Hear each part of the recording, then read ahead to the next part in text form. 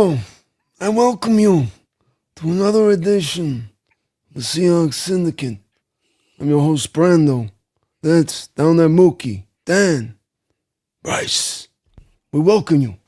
How you doing, folks? Back on In the House to the Syndicate. Got my boys back in the house. They're going to be beaming with big old smiles today because when you cover football and you get to cover your favorite team on this planet Earth, there is no greater hour than this kind of time of year. A lot of fun times a year, draft, free agency, potential, start of spring training, hope springs anew. But no better place than you're in the playoffs. You got the number one seed, is there?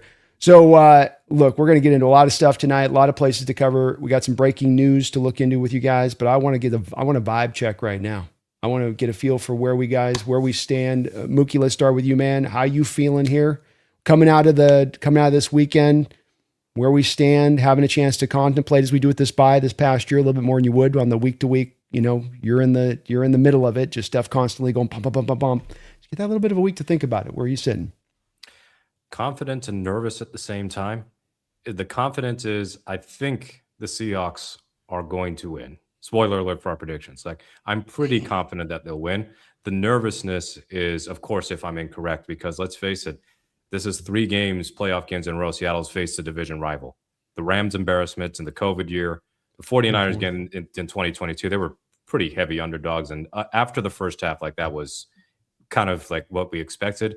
And now this one feels different because unlike the 2020 and 2022 teams where for different reasons, despite the records, I didn't see a Super Bowl squad.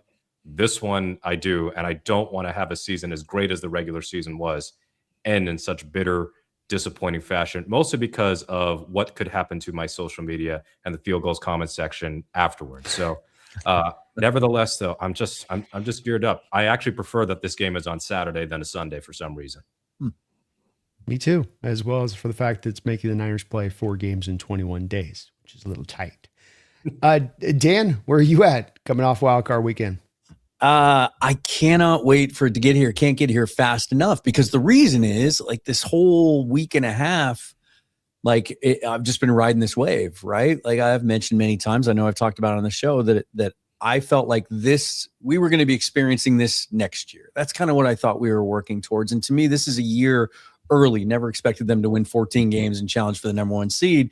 But the closer we get to the game, the more my pragmatism it kicks in my rational mind, and I'm already thinking about 2026 and how hard a first place schedule is going to be, and how all these 3 teams in the NFC West, they all have cap space and they all have aggressive front offices. It's going to be harder next year, even if we're a better team next year. And so this kind of went for me emotionally the last couple of days from this is great, it's unexpected, it's gravy, let's enjoy it, to we should probably win this one because it's hard to get back. You never know when you're going to have another opportunity, and the hill might be a little steeper next year.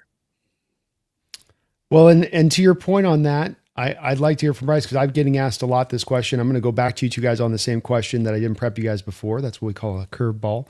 But we're responding also one of your thoughts where you're at off this wildcard weekend, but responding a bit to with Dan on that. I'm getting a lot from Niner fans that are trying to sell me on the fact that the Hawks are under a lot of pressure with this game. I get a lot of comparisons to the Washington Commanders. Dan's buying none of it. I suspected you wouldn't either, bro. Or the Commanders or the Lions. The Lions thought they were for a long run too. They thought they were going to be riding high forever. What do you got to say on this, Bryce, with your reaction to Wildcard Weekend, but also that given point to this? Is there a building pressure here? Well, one, I think you're always under pressure in the NFL. It's a performance-based business, so it doesn't matter what you're doing. You have to perform. And when I get the narrative, Brandon. I've been asked it too as well. To me, you look at this team, I feel like in some respects, Seattle is playing with house money in a regard. No one thought they'd be the number 1 seed at the beginning of the year. We were not going to get to 10 wins. We were lucky if Vegas gave us 7 or 8 wins on the season. We've exceeded all those expectations with a quarterback that everyone thought was going to regress to being New York Jets Sam Darnold again. We had shipped off all these key pieces in Geno and DK. How are we ever going to survive? This whole thing was crumbling. John Schneider doesn't know what he's doing. we're eroding at the studs, to a team now that's sitting there going, yeah, we're the whole way of going to the Super Bowl right now runs through Seattle. And I look at it and going, I think this team looks at this as an opportunity more than there is pressure to, if we fail, then this whole thing falls apart. I think it's yeah, if it doesn't work out, cool. We get to go and have an opportunity to go back and do it next year. Now we've got that chip on our shoulder that we didn't finish our job that we were setting out to do, because I'd never felt this entire time there's pressure on Seattle to go out and, run the table. And if they don't, it's a disappointment and it's a failure of a season. We weren't supposed to be here at the beginning of the year to begin with. So the Niners kind of were. If you think about it, that's the way I look at this, is everyone wants to give them the injuries and all that they've gone through, which is, again, Kyle Shanahan and that front office done a fantastic job of keeping this team together and getting them to the point. But all we heard at the beginning of the year were the Niners were going to finish first. It was them or the Rams. Look at how easy their schedule was. They're supposed to be here right now. We weren't. We were going to be lucky to be a wild card team or finish bottom of the division and be already planning our offseason draft predictions. Dan, I saw you shaking your head, so let me go to you for Mookie on this one. Pressure building here. Are the hands is shaken a little bit extra in this game in this way, and how they put it, because you're the number one seed in the year you've had? No, not at all. And I think, Bryce hit on some of these points, and I kind of did already, but third youngest roster in the league. They weren't expected to be here. They have really solid veteran leadership, including from the coaching staff, right? That's not going to let them get carried away with that. They've taken a real professional attitude to all of this. And I think their mindset is so even keel, and that's a reflection of their head coach. And I think it's hard. I think when you get situations like this where teams are on the verge of a championship and we talk about pressure, it's usually because you can see the edge of the cliff. You can see either salary cap escalation coming up, and they can't kick the can down the road anymore. They're going to have to clean some things up. That's not the 49ers. That doesn't apply in this case. Or key pivotal players who are maybe at the precipice of the end of their career, right? I think that applies. I mean, I think, who knows how much longer Christian McCaffrey is going to be able to keep doing what he's doing. Nobody thought that he'd be able to play 17 games this year with his history. Are we at the end for Trent Williams, right? There's some other pieces involved as well. But I think that the 49ers are under constant self-imposed pressure, because they and their fan base, man, what are they, and the people who cover them and everything else, all they talk about is the Lombardis. All they talk about is their history, and they're the gold standard, and they're the champ. They haven't won in 30 years. They have the pressure because they have the expectations, and they've fed into that themselves. Seahawks have zero pressure on them tomorrow. Saturday. If they lose Saturday, no one's going to say they failed. No one's going to say that they should have gone farther or that it was a failure of a season. It's, wow, they won 14 games. I think even if they lose on Saturday, they're going to take that team to the wire, and everyone universally that knows ball is going to look at this team and go, okay, they realistically, if they wanted to, without touching free agency, they could bring the entire 53-man roster back next year with where they're at with the cap. They could do that. 49ers probably can't. Not many teams can. I don't think there's any pressure on the Seahawks. Are you a voice of dissension on this, Mookie, or do you find yourself in the same place? I think there's a lot of pressure on the 49ers because their window has been open for like 7 years now.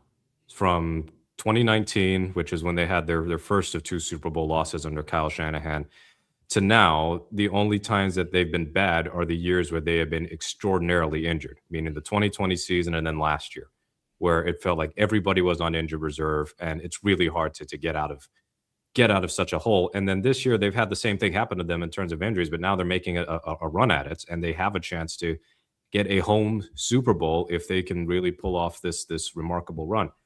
So on that side, San Francisco's window, I don't think is infinite. They're fortunate that it has extended through 2 quarterbacks, Garoppolo, which was on a very short shelf life because he's Jimmy Garoppolo, and now they've got one with Brock Purdy, who he's got his money, and he's been a great story. And they've been a playoff team 3 of the 4 seasons he has been starting for them.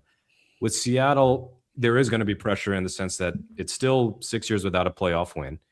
And it's still the pressure of losing or potentially losing against a division rival, a heated division rival whom you just beat a couple weeks ago. But Seattle's window is just opening. So how long it lasts, I don't know.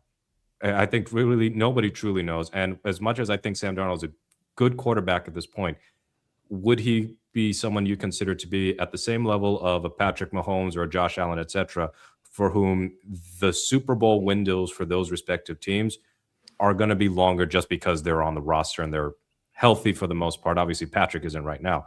So I don't know how long a Super Bowl window with Darnold would last. Would it last about as long as the Hasselbeck window did, which was not very long, but the peak was pretty good? But the Seahawks, as Dan said, very young team. So this could be maybe like a more, in some respects, like the 2012 team, where there was great disappointment because I don't think people expected a team with a rookie quarterback to have a legitimate shot at making the Super Bowl. And if Chris Clemens doesn't tear his ACL on that cursed field at Washington, there's a chance that might have been the difference between winning and losing against the Falcons. And maybe, just maybe, they would have knocked San Francisco off in the trilogy, and who knows what goes on from there. But they kept pretty much everybody from the 2012 squad. And then in 2013, they took that next step, and they were able to win it all. So that's kind of my best case scenario for the Seahawks. Should they not win the Super Bowl this year, or should they not win a playoff game this weekend? So there's pressure on both teams, which is a cop-out answer. But in terms of who there's more pressure on, it's probably San Francisco because of the guys that Dan mentioned, McCaffrey, Trent Williams. You're going to have to replace those guys eventually. And even George Kittle, that whole dynamic has changed with George Kittle, because for a 32-year-old guy who's been as oft injured as he is, or has been, and now getting an Achilles rupture, like now you're going to have to think a little bit, as far as a replacement for Kittle down the line, I would suspect. So there's a whole lot going on there for San Francisco. And, if it doesn't happen for them this year, when will it? And for Seattle, I think that there is still a chance that they'll be at least a perennial playoff team with McDonald, just with the way this roster is built. And Brandon, let me just clarify one more thing real quick, because I hope I didn't come off like I was saying, no pressure on the Seahawks at all. No, I just wanted to cover as a topic. Yeah. But the other side of it, I hope I didn't come across as saying that like the 49ers have this like avalanche of pressure on their shoulders and this gorilla they're carrying. They really don't. They weren't supposed to be here with all the injuries. I mean, it's a remarkable job, which I think both these teams should go into Saturday feeling pretty free and easy, which usually ends up resulting in a great football game. I agree to a degree. I also think, like off of Mookie said, though, also, and I wasn't trying to infer that all, but I thought it'd be a good pivot point to this, because this is something that, and again, it's mainly been Niner fans, which I just sense there's a bit of cope in them just as trying to present this idea. It's not really Hawk fans coming out and doing it. It's more of like, they're like, you guys are under the pressure, man. No, you are. I would offer, though, I think like Mookie said, there's a little more pressure here to them beyond the amount of years it's been since they haven't won. The fact that this window we thought was already going to be coming to a shut, and yes, they've made some decisions to help themselves the long term, like eating $100 million of dead money this year.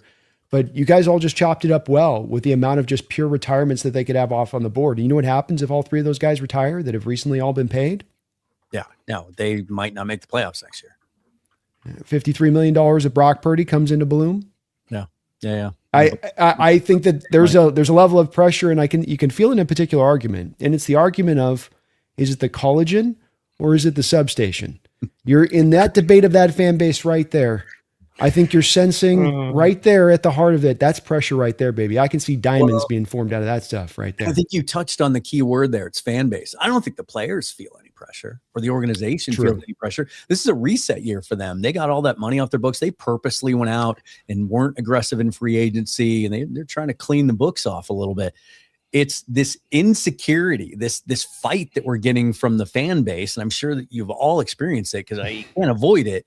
It's from in my opinion, it's from such a place of insecurity, because they're worried that like, oh God, if we lose again on Saturday, then I have to look in the mirror and admit to myself that the Seahawks are good and that we're going to have to deal with them for quite some time. They're not ready to accept that yet. And so they're preemptively fighting this thing in such a nasty way because they just don't want to face the truth that we might be pretty damn good now. So I got one thing to add to this, and it comes from not a sense of, again, Seattle has pressure on them. The one thing this group, this nucleus of Seattle has to do is they've got to get over this hump of not winning playoff games. right? That's been something like important playoff games. We've struggled. We've won wildcard games against teams like Detroit that we were supposed to beat and so on.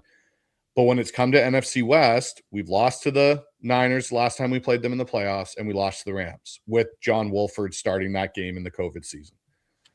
This, we kind of, I would say, slayed the mini dragon by winning the NFC West this year to finally put the final stake in the 49ers in the divisional game in the playoffs when it's win or go home. There's no more tomorrow for the team that loses. That will allow, I think, this Seahawks team to finally get themselves back to being the full-on, we are a bully again of this division and in some respects of this conference. Yeah. Go ahead, I wanted to add, let's not forget on the Niners side, Nick Bosa with 2 ACL tears in a few years. Like, I don't know if he's going to be the same again. Like, Isn't one he a is already third? 3? Oh, was it He had 3? one in high school. It's 3. You got one in high school, so 3. Yeah. All right. So Yep. that's that. Good things don't always come in 3s. That one is a bad moment. So that's another thing that they have to monitor. But the second thing is, if we want to compare it to the Legion of Boom seasons, think about 2011. They got swept by San Francisco, who went on to go to the NFC Championship game. If they had a good punt returner, they might have made the Super Bowl that year. But their window was just starting, and they had something brewing there, and San Francisco was the top dog. They won the division in 2011. Then in 2012, Seattle goes on the rise, but they're just a little bit short of San Francisco. They split them in the season series, but Seattle was coming. They were nearby, just with the 42-13 drubbing, but San Francisco made the Super Bowl. They were ultimately still a little bit better than Seattle, I think. 2013, now it's a totally different story, where San Francisco is still very good, but Seattle ends up proving to be superior just to the blowout win the first time, close loss in San Francisco second time, and then, of course, the tip in the trilogy. And that broke San Francisco. That game broke them. Next season, Seahawks are still fine, go to the Super Bowl. San Francisco, they fire Harbaugh before the season even ends. I mean, in effect. Or actually, no, did he actually get fired? Yeah, I think he did. I don't even think he coached the last game. I think It's one of those mutual parting of ways. yeah, the things, mutual parting Yeah. of ways. And I believe it was the second game, Seattle against San Francisco, the one in Seattle, that mathematically eliminated the Niners from the playoffs. And that pretty much sent the Niners into spiraling out of control. So I don't think we're going to get the exact same scenario here if Seattle beats San Francisco, but I'm not going to completely rule it out, where there might be a little bit more of the talent drain coming for a 49ers team that has had a lot of the same dudes for a while. And they've made 2 Super Bowl runs, and they made an NFC championship run already and another one. But like, nothing lasts forever. Yes, indeed. I'm not to hammer this any longer. I want to get to a couple others. Definitely got a lot of topics to go here, but let's also remember that fan base, being that the pressure's coming from them. This was a fan base that was already pushing for Shanahan to get out the door last year. Yeah. I mean, there was a heavy amount of voices. Absolutely. I know. That's what I'm saying. And that's why I think it's worth somewhat paying attention to on this, because like that fan base can get a little, I'm just saying, they're not maybe looking clearly despite the trees and the forest, all that good stuff. We do have, we got to get you guys up to date on some of the breaking news coming into this game. 2 important players. One that just came up. We got some good news, boys, on the fact that Walter Jones, that was me being hopeful there. Charles Cross. I'm sorry, I was caught dreaming for this over here. Charles Cross seems to be good to go, just as we hear Josh Jones is definitely out ski. But then, Bryce, I think you're going to have a particularly good perspective on this, and that is that we got Sam Darnold popping up on the injury report today with an oblique that had a lot of hands freaking out. It was happening to me when I was in midstream, and people were like, no, what's going on with this? Look up obliques. What's the treatment plan obliques? Like, can you learn to treat Sam with the oblique? So let's get an update from you here, Bryce, number 1, on the situation, but then number 2 on level of concern as coming from a quarterback on the throwing motion, where it's at, and level of concern within it. So obviously we heard Sam talk. He came up and talked after it happened. The media gave him the availability. He said, I kind of tweaked something, throwing on air. I'm going to basically play, which I think he's going to play, and he's going to be effective. He's still going to be Sam Darnold. However, though, the thing about your oblique for a quarterback, when he said where it occurred is where it kind of poked up my antenna and was like, this is interesting. For quarterback, everything's rotational. It's all core based, and where your obliques are located are around kind of your core, your abdomen kind of area. They're in that. They're not a fun thing to tweak or pull or that, because it feels like someone's usually stabbing a knife in there when you do it bad enough. If it was on his right side, I'd say, yeah, we're going to be fine. And I think we're still going to be fine. But it being on his left side, when a quarterback is right-handed and you go to throw, you are trying to take all the weight that you've now established at the top of your drop and all these different awkward, positions you may get put in the pocket, and fire that back right hip as fast as you can towards the target you're going to. And your left side has to act as two things. It has to act as the pulling force to pull your left hip and the left side of your abdomen back towards to square you to the target, but it also has got to stop you. And so this is a situation for a rotational athlete where that can be a thing of like, you go to do that and rip that ball in, and it's not the 5-yard out. It's not the hitch route.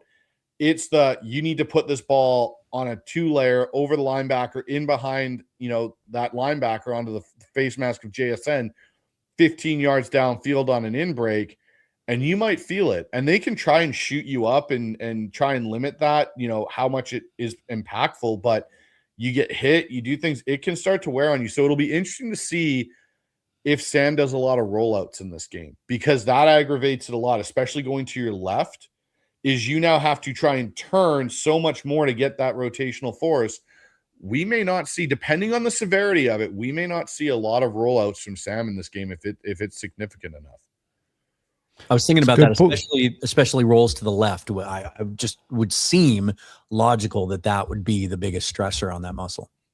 Your camera's frozen there, Dan. Mine? There we go. Boom, yeah, you're back. Yeah. Okay, you're good. That might have been because Dan, if I got to go to Drew Lock, what's your faith in this game versus not? I mean, does it drop significantly going in if you feel fairly confident, or is it like, I think he can get this done? I think he can get it done. My confidence would drop a tick, but I think this offense and the way we're probably going to play against San Francisco anyway, the way that we played against them 10 days ago. And we were all together in training camp and we watched them. And I think we all agreed at the time that we saw a better version of Drew Lock than the one that left here. Even when he got to play in the mock game and when he played in preseason games, he just seemed like he had taken a step. He talked a lot about some of the mechanical work that Brian Dable did with him and Mike Kafka in New York and some of the footwork stuff. I would still be confident that we can beat this football team because I think the defense is that good, and I think we'll still be able to run the football against them. Mookie? If Locke has to play, then he is technically the most recent Seahawks quarterback to throw 2 touchdown passes against the Niners. If you remember, his very first start as a Seahawk was against San Francisco, and he wasn't terrible in that game. That was a much better defense. Yes, and remember the little Hollywood play, the fake double screen, and then down the middle to Colby Parkinson. He had almost 300 yards. I love that play. Yeah. Why don't they run that more? I know. Bryce, chamber that one. I'm coming back to you on that one. Go ahead, bro. Yeah, we're going to keep that in mind for game planning. But with the expectation that this is not going to be a shootout, I think that would increase the chance that Drew can be capable enough of beating the 49ers by just basically not being reckless, not being like the worst version of himself, especially with the fact that he's in a more run-heavy offense than he was in years past. So it's not like I'm expecting Drew Lock to be amazing. I don't need him to be the hero. I don't need Sam Darnold to be the hero. So my only concern would be if the Seahawks have to play from a deficit for much of the game. If that happens, then of course I'd have Darnold in there way more than Drew Lock. But Seattle's been so good in not playing from behind. Well, and Dan, didn't in those 2 games he came in, they had him, at 4.5 yards an attempt or something. So Locke held up in those 2 games as far as running basically a playoff-like offense that you see a lot of these teams sometimes run when they want to. Wasn't this weekend. Teams were very loose and free with it this weekend to my eyes versus what we typically see at times in the playoffs. Yeah, and of course, he seems to be a fit to it. Of course, there was the Philadelphia game at home, and which was kind of a reminiscent of some of the games we've seen from Drew Lock over the last 4 or 5 weeks, where it was kind of hit and miss, and it was a little clunky the first 3 quarters. But when they needed him to come up with a big drive at the end, he just got it done with a bunch of big time throws.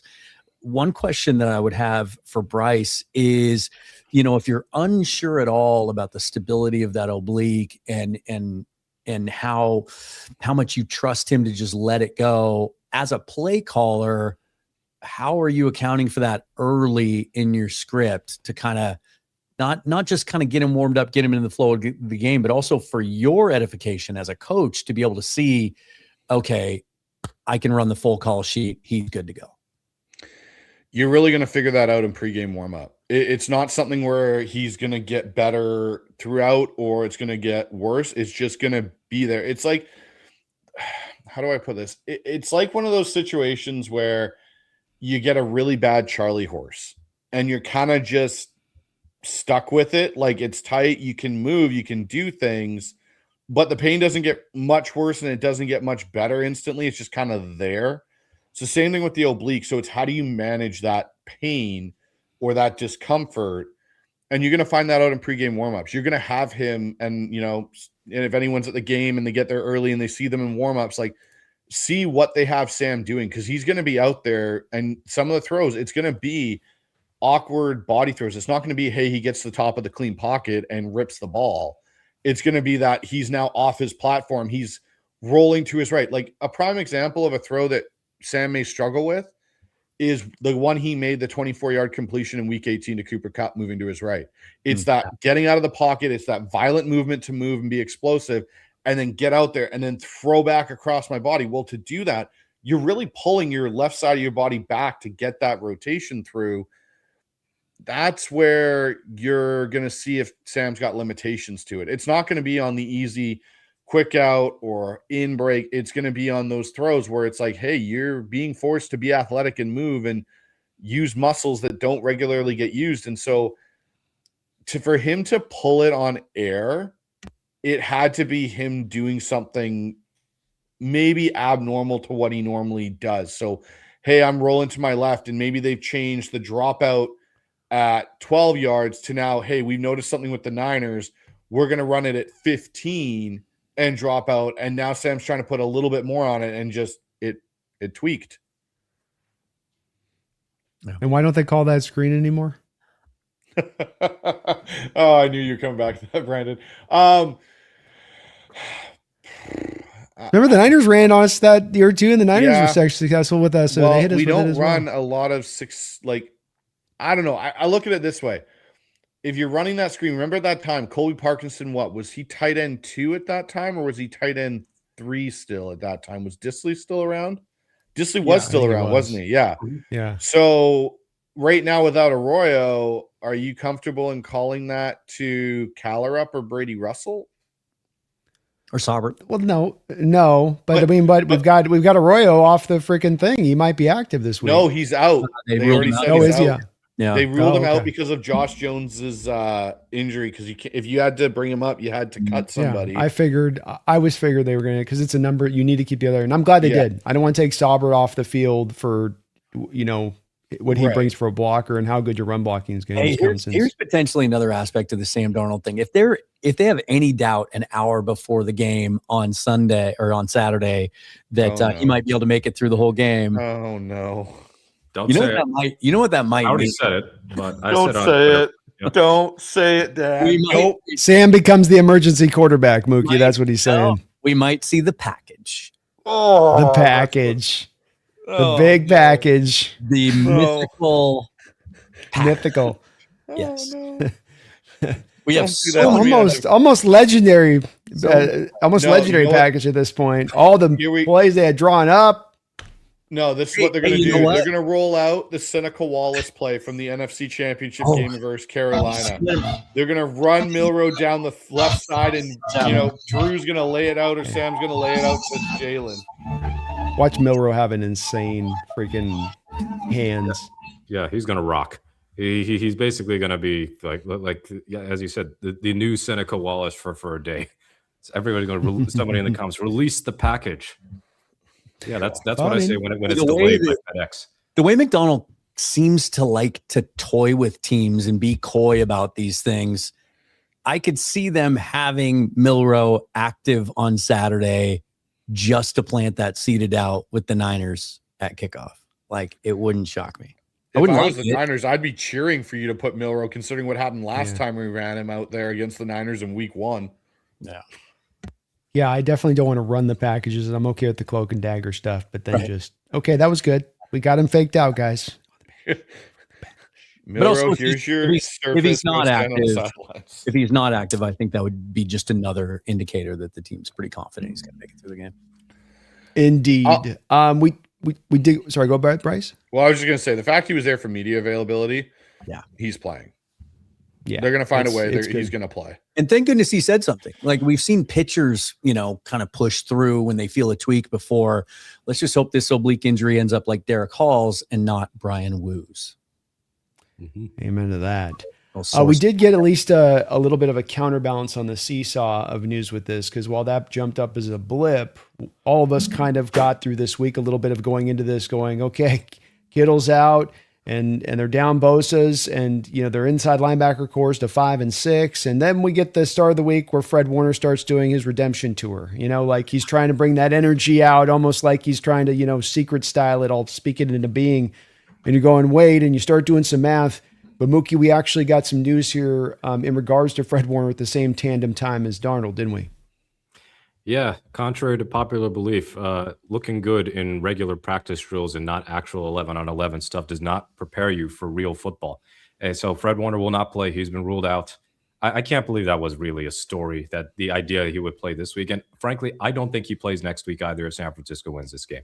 The Super Bowl might be a different story because you have that extra week off. But I'm not dissing Fred Warner in any way whatsoever, because it is amazing that there's even a possibility that he could still play in the playoffs given the horrific ankle injury he suffered in, like mid-October. But he'll be out, so the 49ers are going to rely on Eric Kendricks and either Garrett Wallow or D. Winters at linebacker, maybe all three because Winters is questionable. But I know Fred Warner's a beast, and Fred Warner played on a bad ankle last year too, didn't he? So this would have been a step too far. No pun intended. I don't think that Warner was ever really going to be ready. But I guess on the other side for the 49ers, we could see Ricky Pearsall this time around. And Pearsall, who has no touchdowns on the season, by the way. So he's not Jerry Rice 2.0, but he is basically the best receiver on the 49ers. And that is one wrinkle that we could see this weekend. But again, he's questionable and he had 3 limited practices. I don't think that means he's a lock to play. He's had a weird year in terms of it's seemingly ready and then he isn't ready and then he's practicing, but he's not playing. So we're going to be keeping an eye on that. But and Trent Williams is good to go. No injury designation. So for 49ers fans who are going, hey, we didn't have Williams and Pearsall this last time. Well, you got at least one back.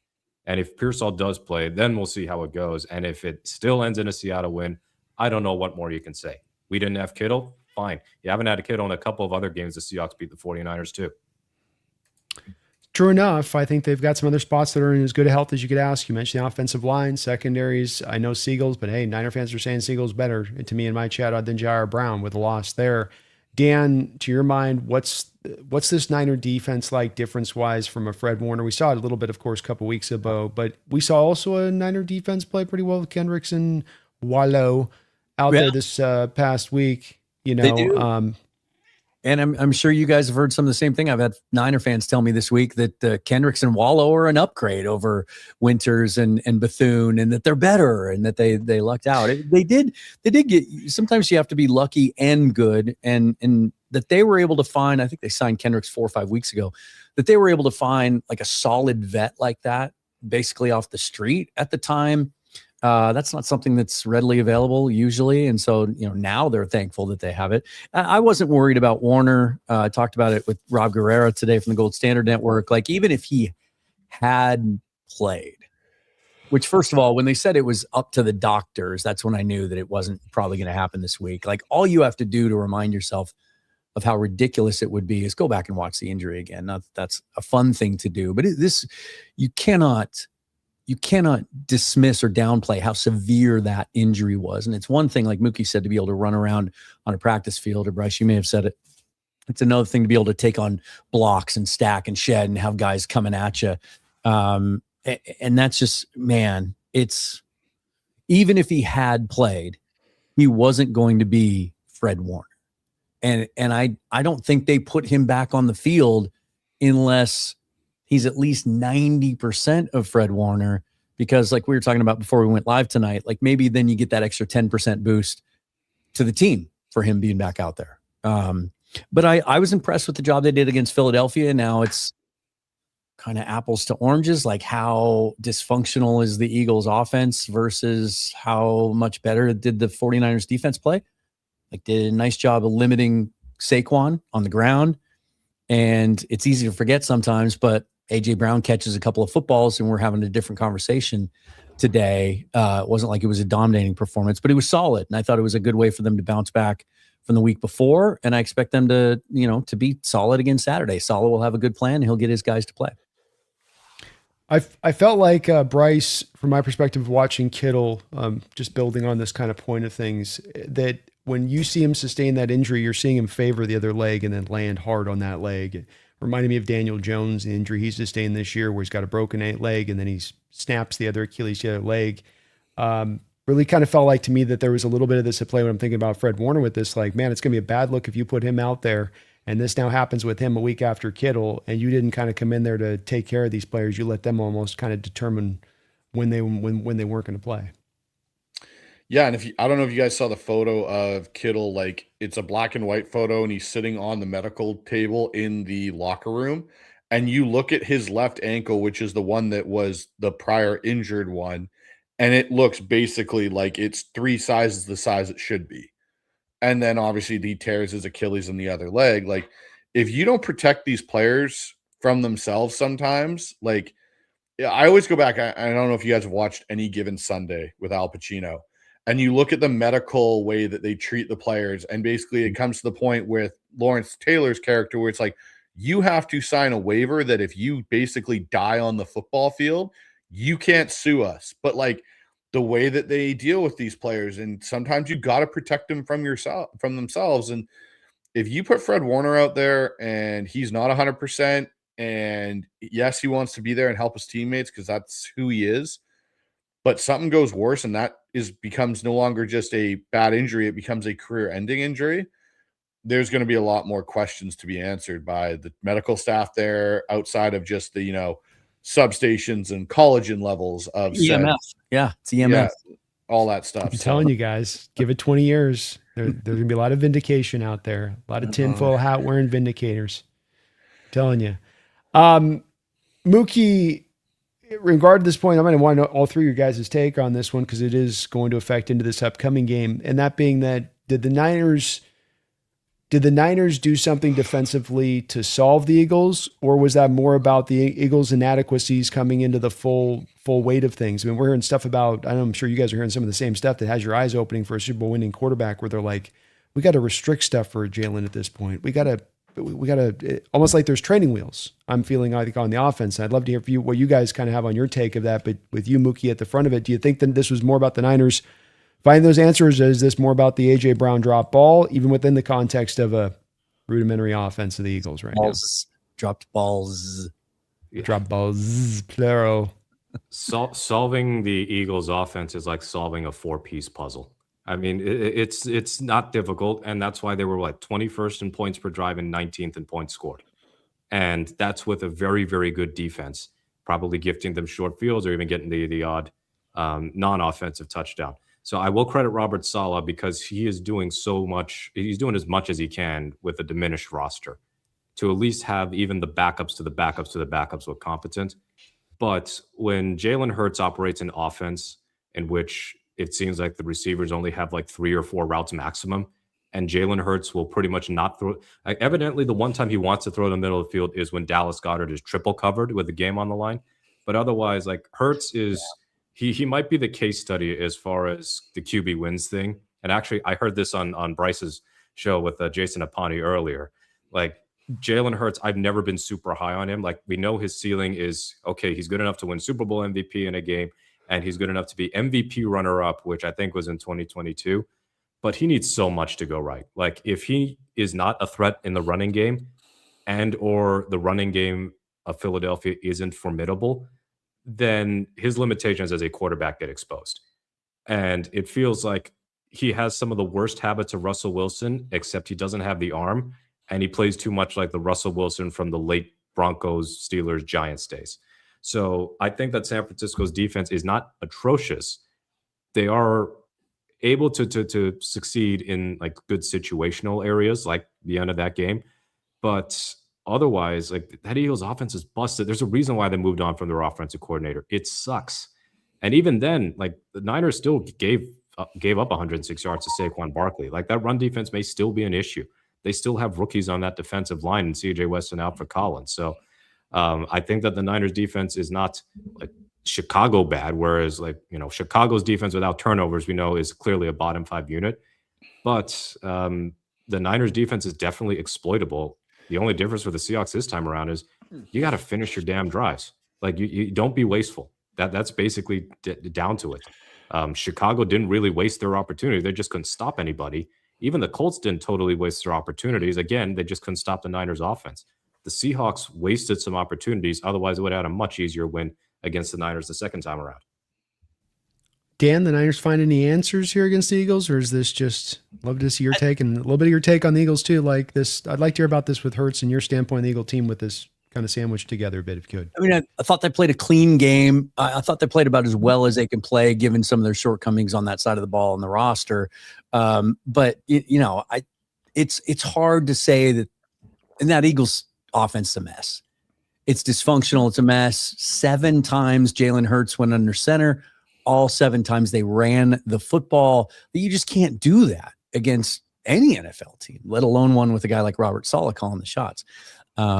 So yeah, kudos to them. And I thought the offense kind of did what they did. I thought that just kind of looked like who the 49ers are. They're capable of playing well every single week and beating anybody that's in front of them. That offense can score points against anyone, right? Even the Seahawks. I know they only scored 3 10 days ago. They're certainly capable of scoring more if McDonald's not in his bag and the Seahawks aren't on their game on Saturday.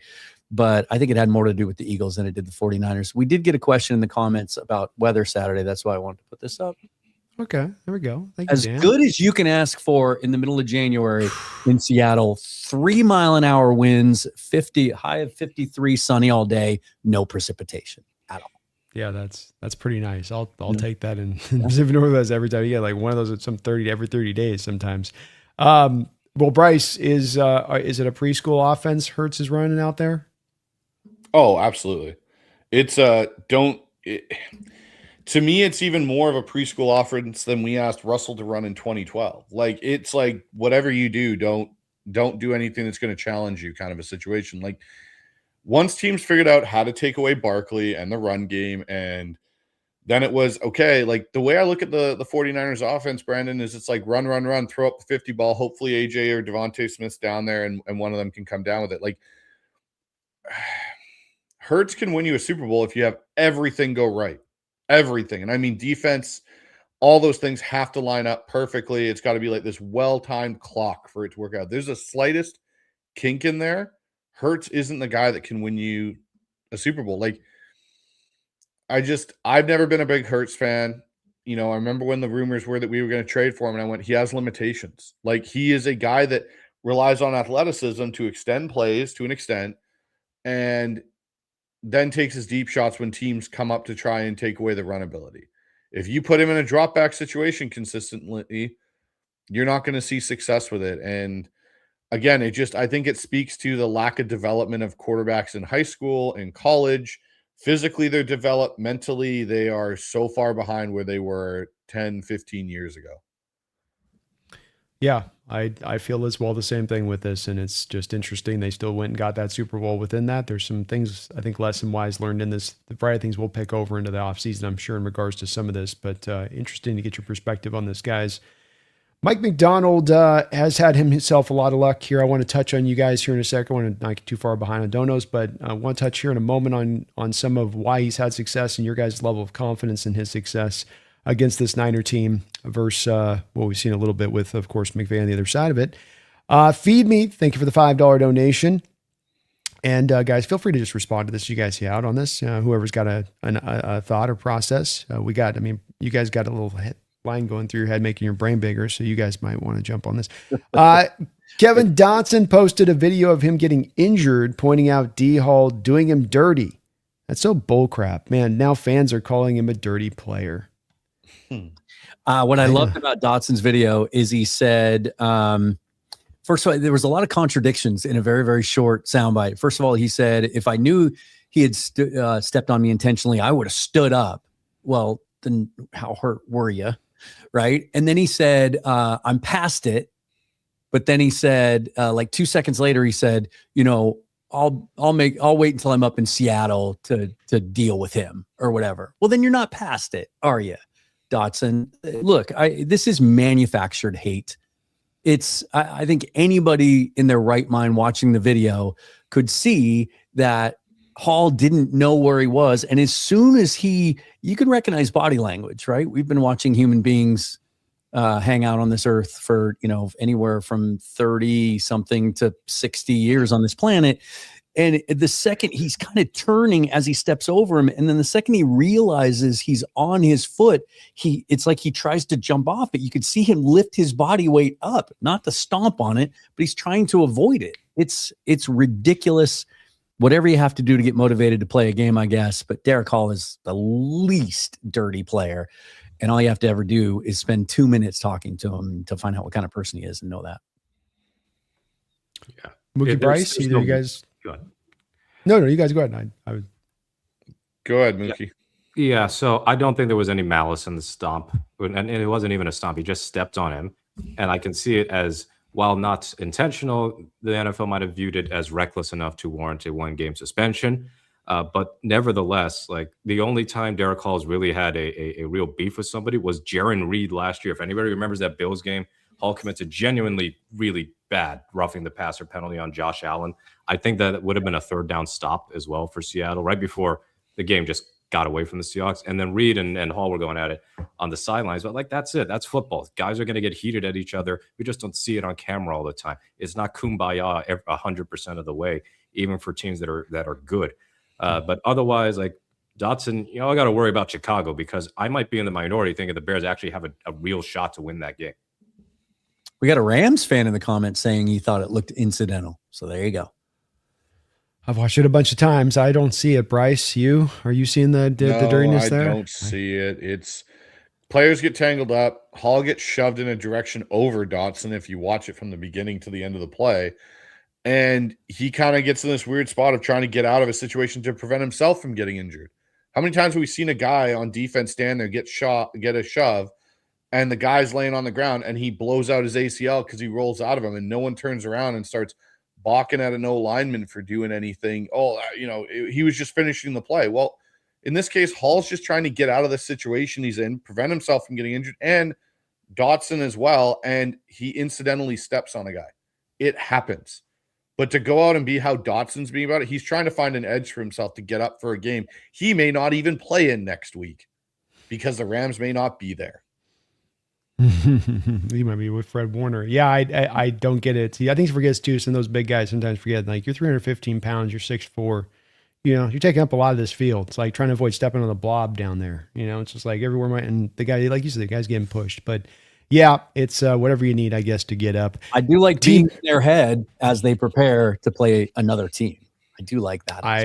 I do as well. Yeah, they're complaining about us and not less time they're spending on Chicago. That's a good thing. So you keep thinking about next week. Keep looking ahead, Dotson. That'll work well for you.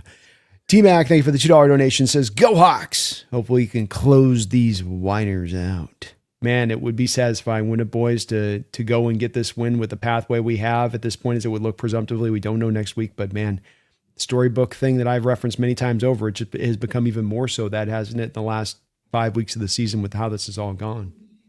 Yeah, as important as it was to beat the Rams in week 16 and to beat the Niners in week 18, it definitely feels like to get to where, for validation from the outside, within us, within the team, the organization, anyone who watches football, to do it again, especially if you do it twice over the next 2 weeks, as someone so aptly put it a couple of days ago, it's like they have to win the NFC West twice to get to the Super Bowl. That would feel next level and next step and just add a legitimacy to it that I think we would all enjoy. It really would. It'd make it that much more epic, wouldn't it? What do you think, Bryce? It really would. And this is where I feel like this is the opportunity for Seattle to kind of rise from the ashes of where we had been for a little bit. I'm not saying we were obviously completely gone, but we weren't the team we wanted to be.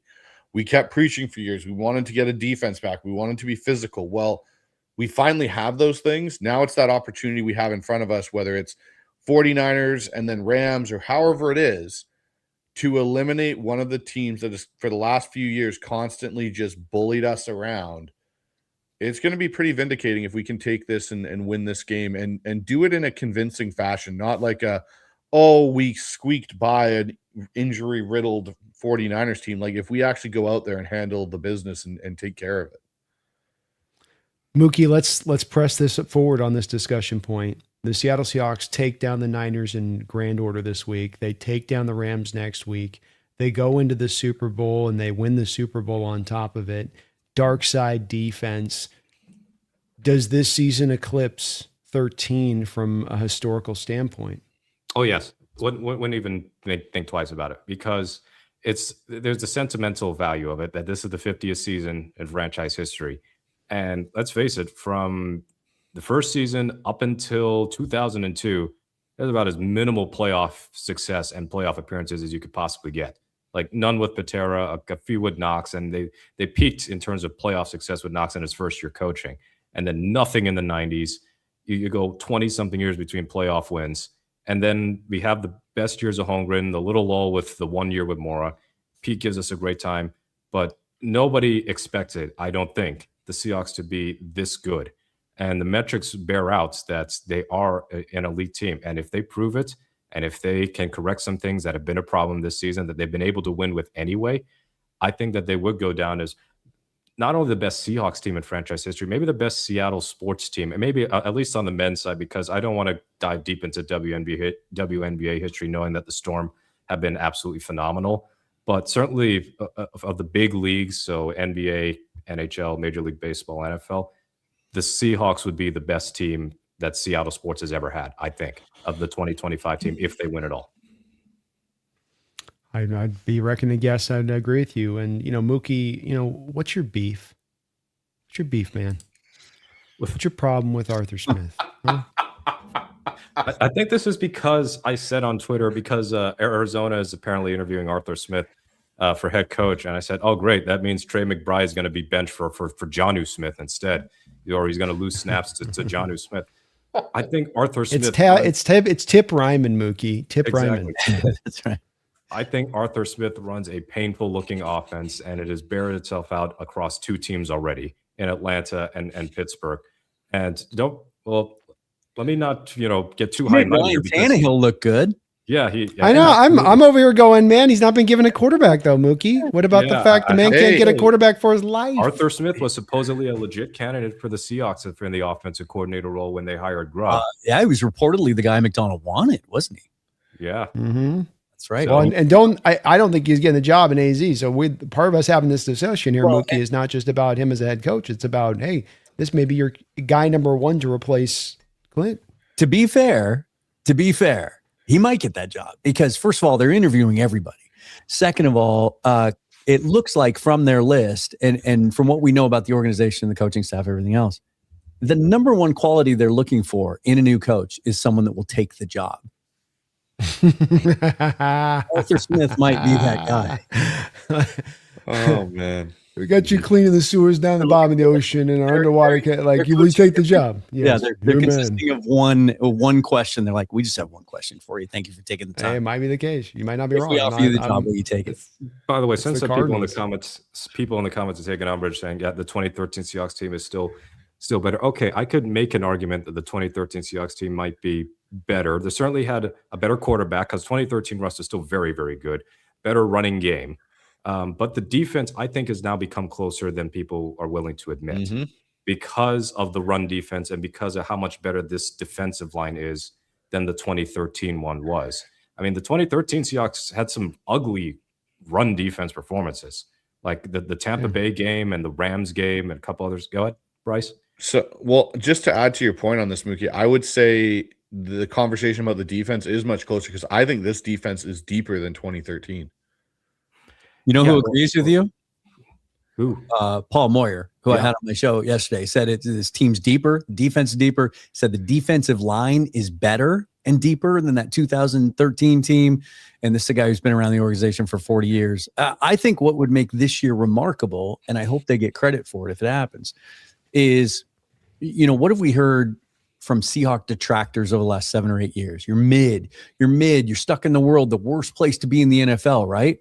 2013 happened as a result of tearing it down and building it back up again and taking advantage of all the things that the league puts in place to allow teams to do that. Drafting higher, having more cap space because you don't have any stars to pay, right? To go back to be where they were and then have a lull and have your defensive scheme, have the league pass you by, have to fire your coach, have to trade your franchise quarterback, only have one losing season and then just barely at 7-9 through that whole time and then be back here again. We just don't see that happen very often in the league. They keep telling us it's the hardest thing to do. Well, they're doing it. So now let's give them credit for that. Mm-hmm. Yeah. I agree with all you guys on this. I think it would be better. Your special teams is better. Your collection of running between Charbonnet and Walker gives you more productivity than the 1-2 punch at running back that you had with Marshawn and number 2 behind him. Russell pushes the numbers up with his rushing, but then Russell also has way less passing yards than what Sam put up this year in addition to that. So it is one to me where it's a lot closer, and I think our defense is right in alignment with the other defense. Here's one thing I will add to this, though, just before we go. I would say the 2013 receiving core is better than ours this year. Oh, easily, because Tate alone I would take Tate over everybody not named JSN on the current Seahawks roster. But I would also add with the 2013 Seahawks, like they were 21-0 down at home against what was then a 0-8 or 0-7 Tampa Bay team. They had to rally from 20-3 down to beat the Houston Texans in overtime. If anybody remembers Houston, they started the year 2-0 and lost out. Went 2-14. I think that got Gary Kubiak fired. They had to go life and death with one of Jeff Fisher's many 7-9 Rams teams. Like they had a tougher time than the people may have remembered with some really poor teams. Whereas this year's Seahawks team, has there really been one game where they have struggled, had to scrape past a clearly awful team? No. So like maybe the first Arizona game, but like Arizona was not. Colts game, I would put in that category. Yeah. With Rivers playing. Yeah. Yeah, but the Colts were at least respectable even the last few weeks of the season. They were not the team that they were the first half of the season. So like they're just smashing teams that are vastly inferior, which I'd say the 2013 team didn't do a great job of. But you know, both teams are going to be legendary if the 2025 team also wins the Super Bowl. They'll have their own stories as to how awesome they are. That is a really cool point. And I think it points out a difference between that team and this team is, you know, we saw every year there were always a couple of clunkers under Pete Carroll, games where they just couldn't get out of their way or the plan just seemed poor and there were no halftime adjustments. I'll never forget the Colt McCoy Giants game at home that they had to win that year. And it was just one of the ugliest things we've ever seen. We've had a couple of games start out that way. Tennessee kind of looked that way early.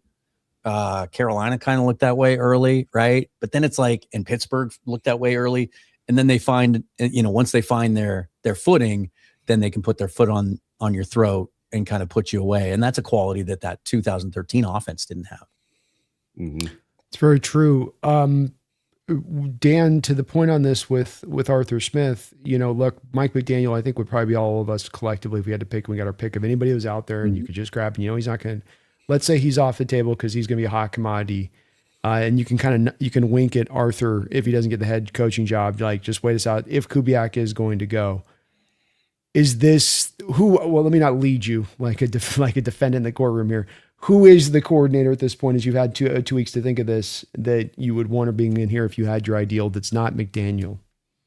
And I wouldn't count McDaniel out. There's a report today that even though he's getting head coaching interviews and OC interviews, he may prefer to go to a place that's set up to win now rather than, and then pick and choose his next coaching job rather than take a head coaching job just to take one. And so he could end up being a really strong candidate here should Kubiak leave.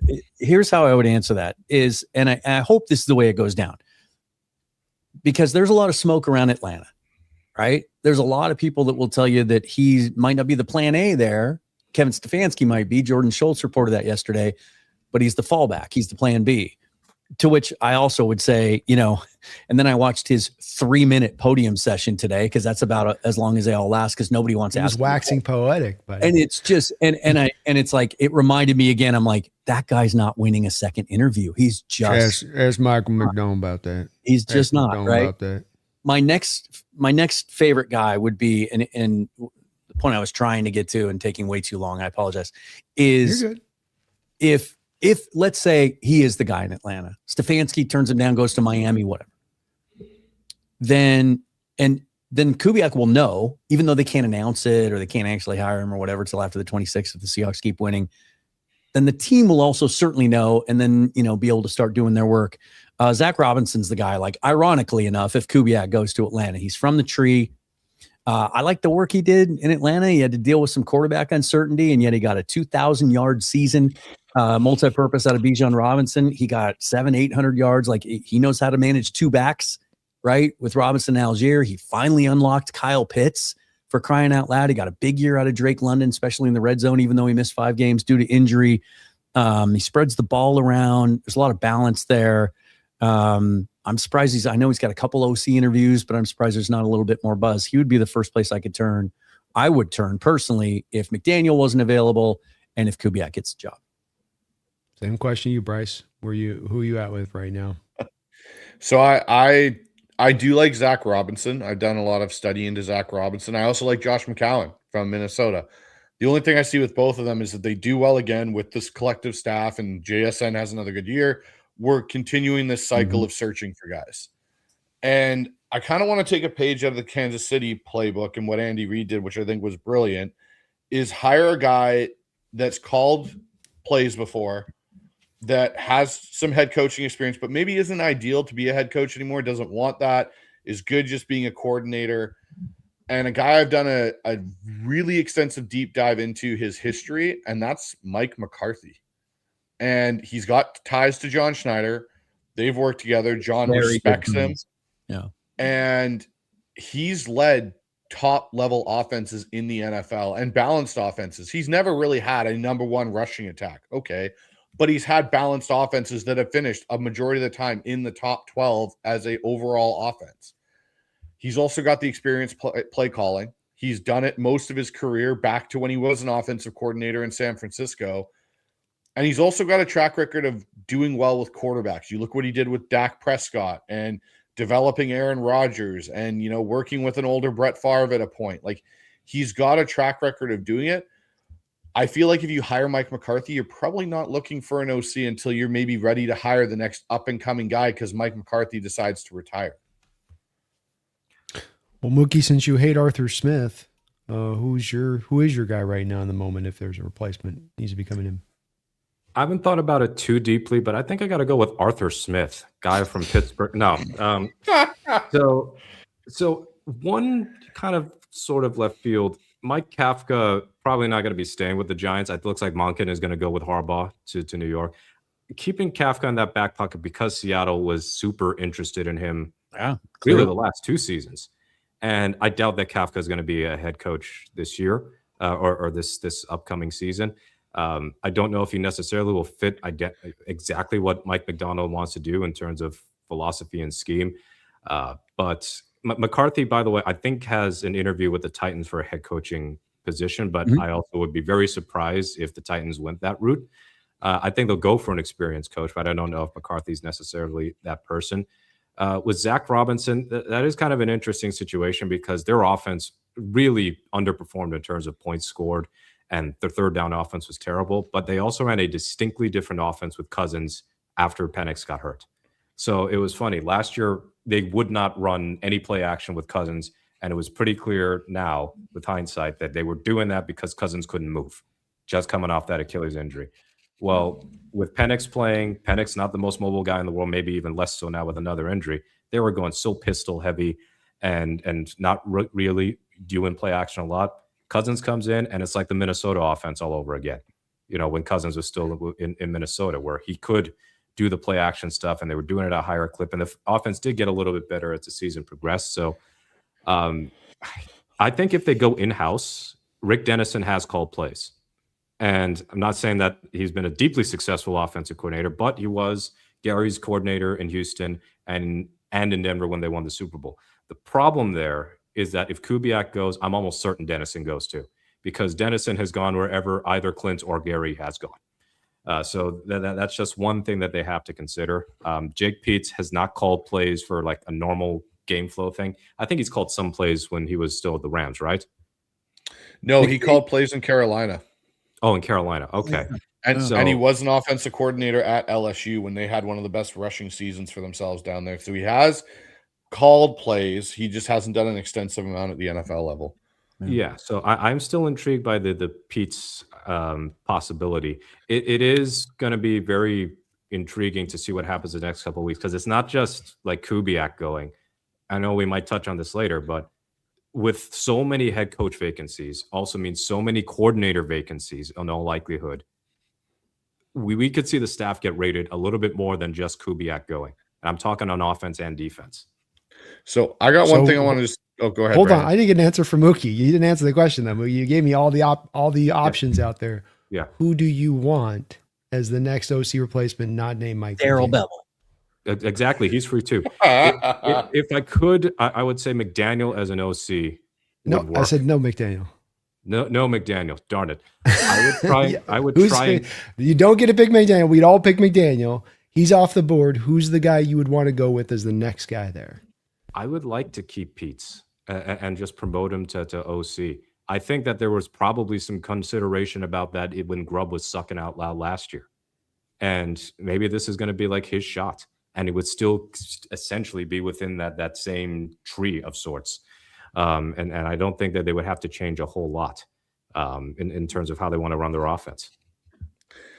So I've got one thing with the Pete's idea here, and I think I sent it to you guys in our chat. I may not have. What if you did something like this? Because you talked about it, Mookie, that they're going to potentially lose coaches on this staff. And another guy on the staff that has some play calling experience to an extent is Outen. Mm-hmm. What if they did a Daryl Bevel, Tom Cable situation again to keep both of them, where Pete's is in facto named the offensive coordinator, but really focuses more on the passing game, and Outen focuses more on the run game and the run calls, just like they did with that group back in 2012, 2013, where, as we found out, Bevel really called the pass plays and Tom really called the run plays. Do they do that to keep some of these guys in-house if Kubiak does leave? Is that an option? I've never really thought of it that way, that they could just repeat that. The Bevel Cable dynamic, but I think they're going to try and push hard to keep as many guys on this offensive staff as possible, knowing these distinct possibility that Kubiak could go. Yeah, I think you're going to try to hold them as much as you can here, but I think it's not going to serve you well to replicate that situation. I mean, that's maybe part of the reason we can pinpoint down why the offense at times could be a little bit out of sorts and struggling to find its footing in those years, even when you could run the ball pretty decently. So I think you're better suited to just you're going to lose guys. This is the part of the process of winning. You're going to have to go find smart young talent. And as long as your process is good in place, the process that brought us Mike McDaniel, the process that brought us Klint Kubiak, you apply that same model, I think you're going to get a grade A hire in here, no matter what you do. But I don't think we got to bend over backwards and kind of reinvent the wheel in order to keep guys like that. It doesn't feel like that's a direction McDonald would want to go either. I feel like so. I think they explored that concept last year when they were looking at Hank Fraley and Grant Udinski. There was some thought that maybe Fraley's the run game coordinator, but calls plays and he brings in another guys. I think he wants one dude. Yeah, who's your go? Makes sense. Brandon? I honestly would come back. I know Mookie doesn't like Arthur Smith, but Arthur Smith, McCarthy. My baseline has been on this is that we're going to have a Super Bowl ready team next year. Putting out somebody that's not called plays or has a history of being successful in calling plays, that can end up being a big problem that you've now allowed to be created that doesn't have to be created. You could take care of that and remove that off the table completely. And say nothing of like, okay, maybe I'm bringing a guy in that's an OC like a McCarthy or an Arthur Smith that doesn't have maybe the ceiling of turning this into a top 5 offense like I might get with an untested guy that's the whiz kid on the rise. But I don't really think we need to look for that. In the same way, we don't need a quarterback to carry us through on this team with the team that we've built. And so I want to go into next year knowing that we have less of the untested, unproven, and more of we're good to go. We're not having to reset things through. It's more of like hit it and go now. And I just don't like that thought process of some of the names that are bandied about being guys that haven't done it before. I think that Smith, you look at the last 3 quarterbacks, he got Tannehill playing really good. And Tannehill was not playing good anywhere else throughout the rest of his career.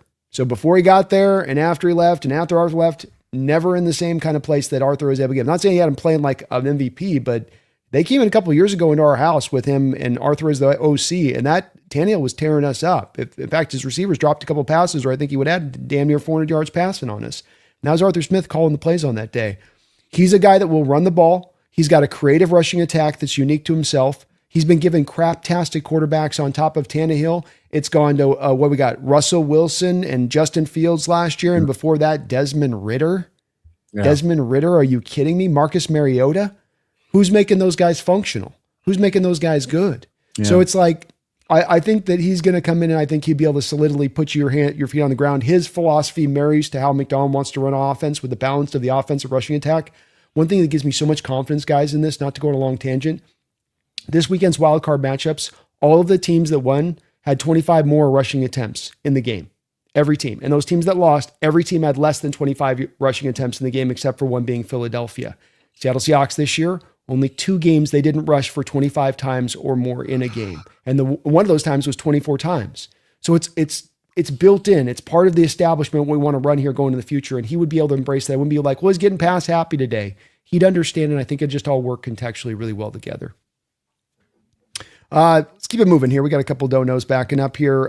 Dogzilla asked, do you guys not find Milrose's package impressive? I haven't seen it. Have you guys? You're the credentialed media person once upon a time. So you're the one guy who's been in that locker room. Between all of us, you're the one guy been in there. Yeah. Didn't get in the locker room. Nope.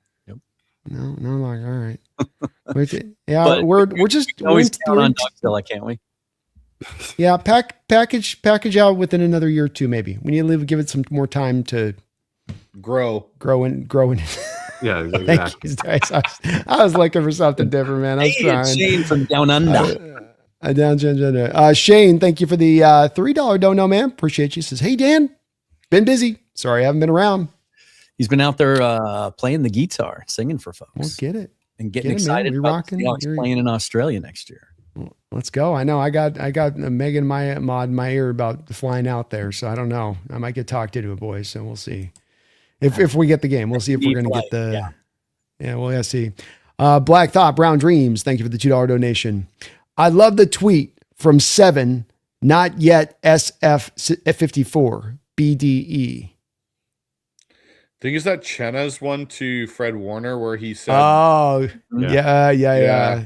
Brother, the dream ends. Brother, the dream ends." You see the interview with Nwosu today. Like a lot of people wanted to make a big deal out of that. Like, oh my God, they're shit talking each other, which of course they are.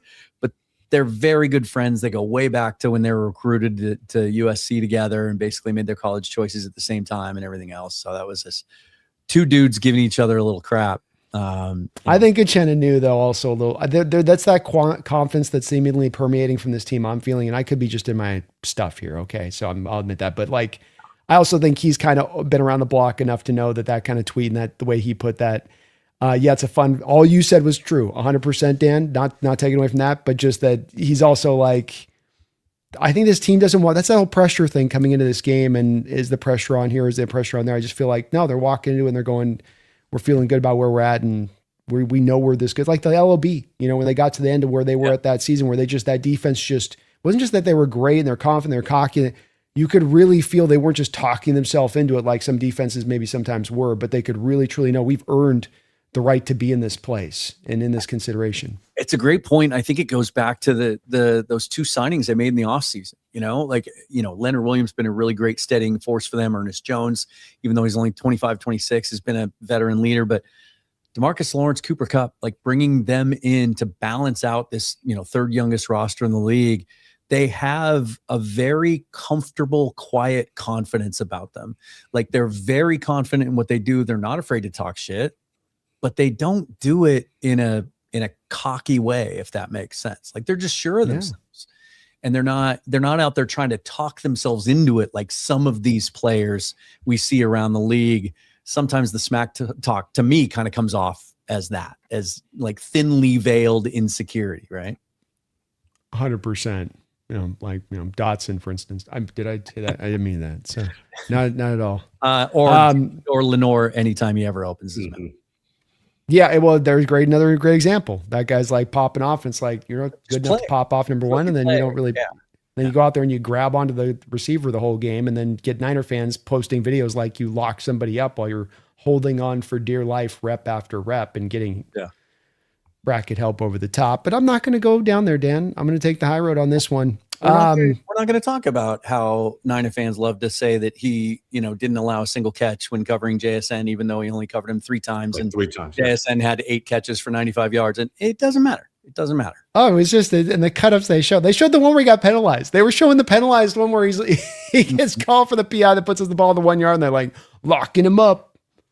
Yeah. Hey, he only committed pass interference 1 out of every 3 snaps against JSN. That's 33%. That's not terrible. It's like baseball. It's a good percentage. It's 0 passer rating though. Yeah, that's right. Love the confidence from the team though. Black Thought. I think this defense is going to be ready for this, and that they know what they put the work in. Just the ownership they took on this offseason for the leaders, like Dan just talked about, was to me second to none. Addis says with $2 donation, the Niners can't wait for Saturday.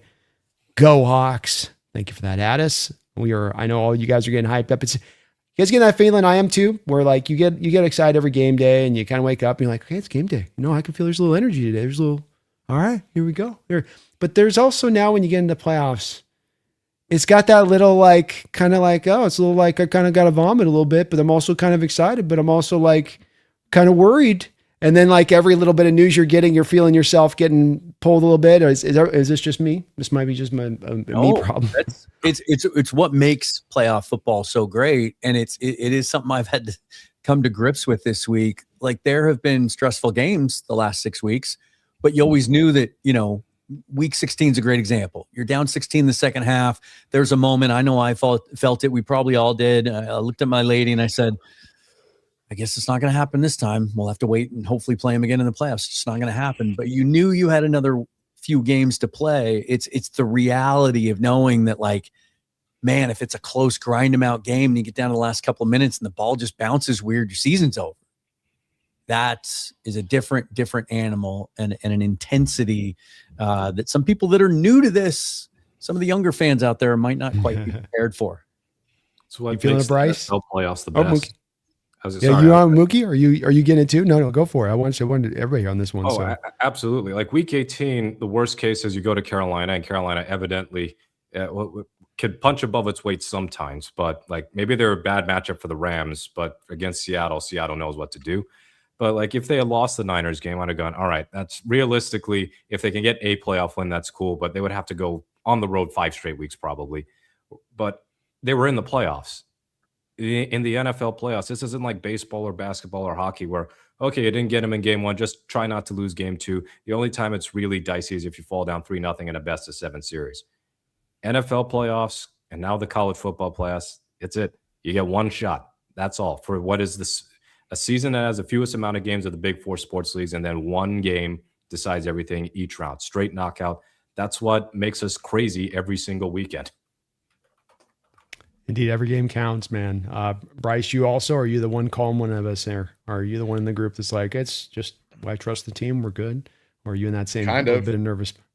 No, I'm that. For me, like even when I played and we had playoff games and stuff, like I never was one of those people that got really amped up or really like psyched in. It was just like, yeah, it's another game. Go out and do your thing. Like for me, I look at it and I go like, it's exciting to be back in this situation where this house, like Lumen's going to be rocking.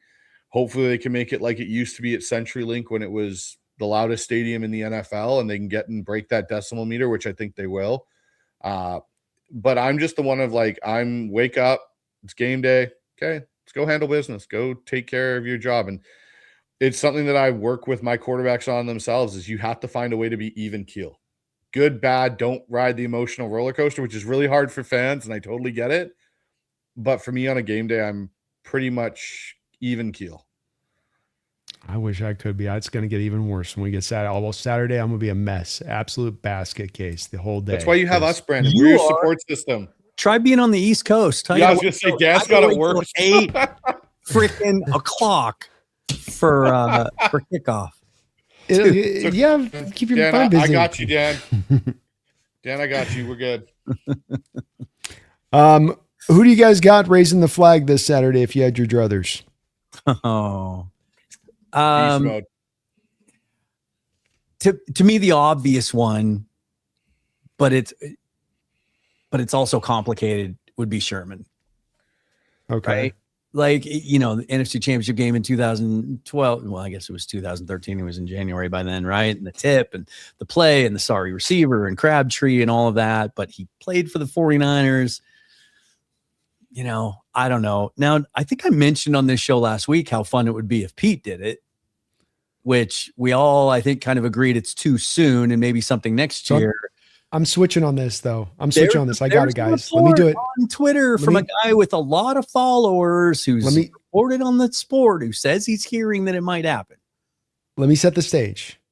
All the LOB guys are going to be there. There's going to be a collection of LOB guys, though. Okay, picture this. Okay, stay with me. Let me walk with me for a second. All right, here we go. The LOB stacked up in a line, up in front of the flag. They walk forward. They part. It's Coach Carroll. People see Carroll as they part with the Legion of Boom, looking back at their former coach as he begins to raise the 12th flag. You tell me there is an electricity, and then he comes off the flag and he points down to Mike. And you tell me that building isn't just, freaking electrified. It feels like it would be the passing of the baton that didn't really happen when the change was made, right? Because Pete still wanted to coach. And that's what make it more powerful, is that this moment happens in front of everybody in this stadium, the grandest of stage. And I think it'd be cool. What about that Mookie? Am I over the top? Am I just getting too cinematic with this? That'd be real WWE style kind of. Yeah. You got the four. You got the four. Well, I guess three, because it's not like Brown. I can safely say Brandon Browner won't be part of their raising the 12 flag. So it'll be Cam, Sherman, Earl Thomas, all there. They all walk up like Byron this, Maxwell. like they're like you might have Byron Maxwell there. But if I don't think it'll be Pete either. Maybe that's something for further down the line. Has Pete even said anything since he got canned? Mm-mm. It's probably a lot for him to still process, like how badly that season went. But I know he'll show up on Get Got here in a few weeks, I'm sure. Yes, probably. I thought about Malcolm Smith because he also played for the 49ers, and he is a Super Bowl MVP, and he's the one who actually made the interception. But I got to stay with that game. Go with the person behind me. Jermaine, you see here, that's Jermaine Kearse. And the Seahawks do not win that game if Jermaine Kearse doesn't make a catch on 4th down. And what was it, 6? It was a free play, yes, but the fact that Russell actually got a guy to jump offside on his hard count was already a win in itself. But Kearse has made so many clutch catches for the Seahawks throughout his postseason career. And he's a local guy. Seattle, he goes to school at UW. He plays for the Seahawks for much of his career. I'm sure he's still in the Seattle area since retiring. So like Jermaine Kearse might not have been the superstar receiver, but maybe he can be kind of the foreshadowing effect that a role player, maybe even a role player at receiver, will make a big impact on Saturday night and help knock the Niners out.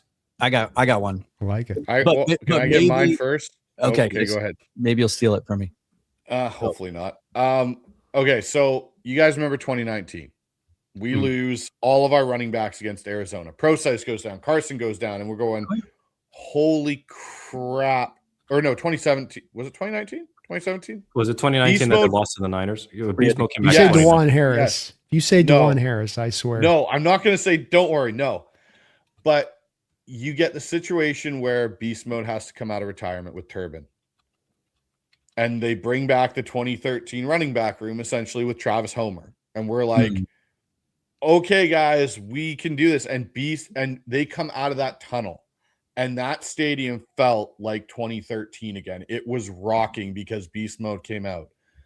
I think what you do is you kind of have some of those 2013 members there. To your point, Brandon, I would have Golden Tate. I would have Doug Baldwin, Jermaine Kearse.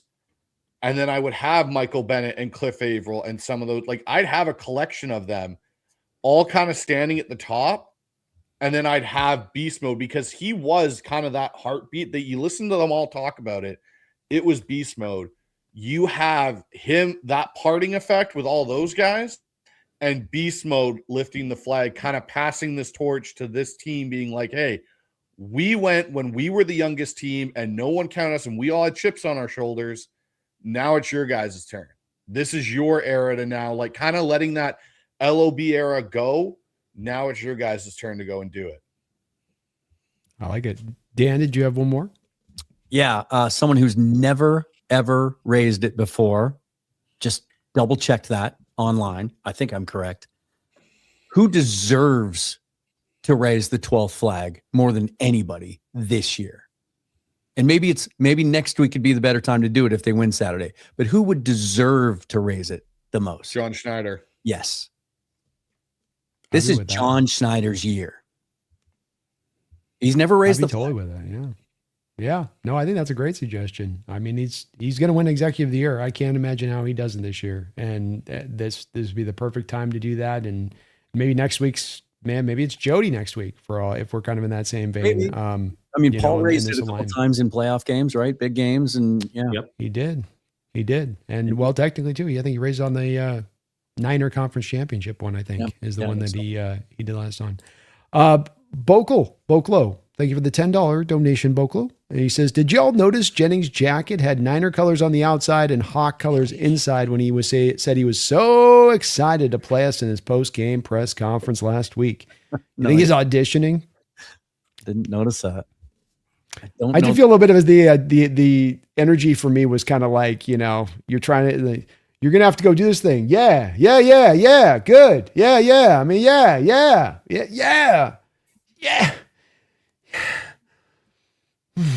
It was a little bit like that. Did you guys hear that same kind of vibe? He's kind of talking himself into it just a bit. Maybe. Yeah. He's definitely auditioning for free agency. So, he's got to try and walk that line. Yeah. Maybe future Hawk. Future Hawk next year. I don't know if there's going to be be room in the I don't think so. Yeah. He's trying though. He wants to be part of championships, not Super Bowl opportunities. Every year there's, I don't know, a couple dozen players that just like are really, really good players, perform wherever they go, but just can't find a long-term home. There's a bunch of guys like that make good livings in the league bouncing around. I don't know what it is, but every time, man, he performs, and yet it even seems like a lot of 49er fans are hesitant to embrace him. 100%. There was not a uniformity on whether to pay him or not when he was threatening to hold out at the start of this offseason. So he'll probably get a little money somewhere, but he's not going to get a big contract. He's a possession guy that is fine. He doesn't create a lot of separation. He's more of a kind of contested catch guy. Hey, I think I see the best 12th flag suggestion. You saw it too, Dan. In the comments. Yeah. What's that? From Seahawks. We got? Can you get to that one? You see that? Which one? What's the name? PM Seahawk Daddy. Well, I guess to you it would show up as 9:31 or 7:31 p.m. Yeah. Yeah. Seahawk Daddy. Okay. There. He's about 5th or 6th. I'll find it here. Scroll all the way to the bottom. Yep, I see it. He's got a little color wheel, or it looks like a it. smiley Looks face like, sun yep. thing. Oh, here we go. Yeah, baby.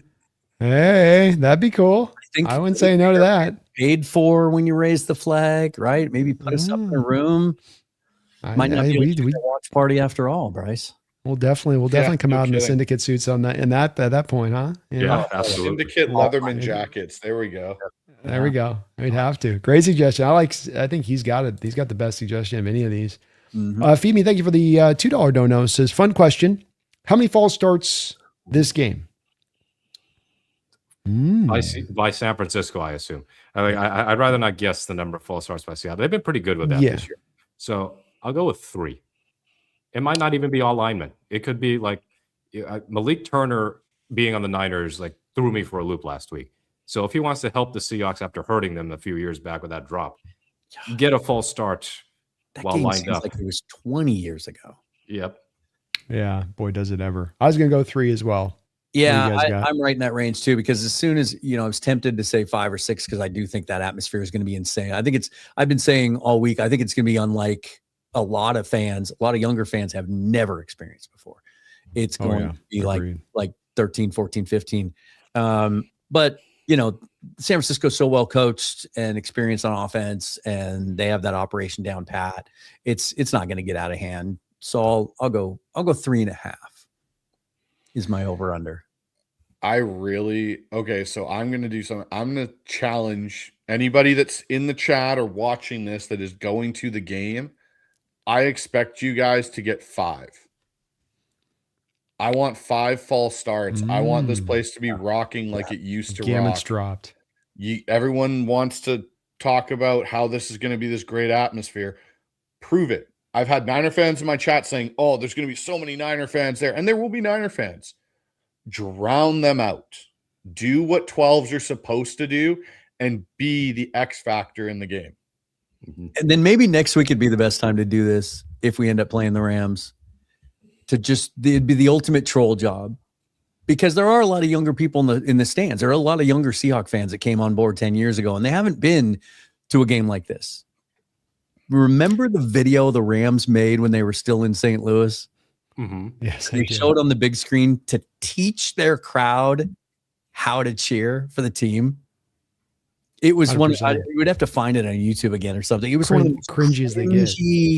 It was the word. It was one of those things that you look at and you go, how many people had to approve that? Like that had to get through multiple levels, I'm sure, of approval to get on that screen. It was just the dumbest thing ever. I think they only ran it for one game and then they burned it for all of eternity.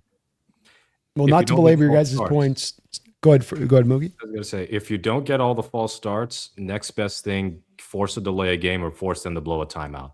Because Shanahan and McVay are two remarkable coaches, but those two and a lot of their disciples have a complete hang-up when it comes to clock management.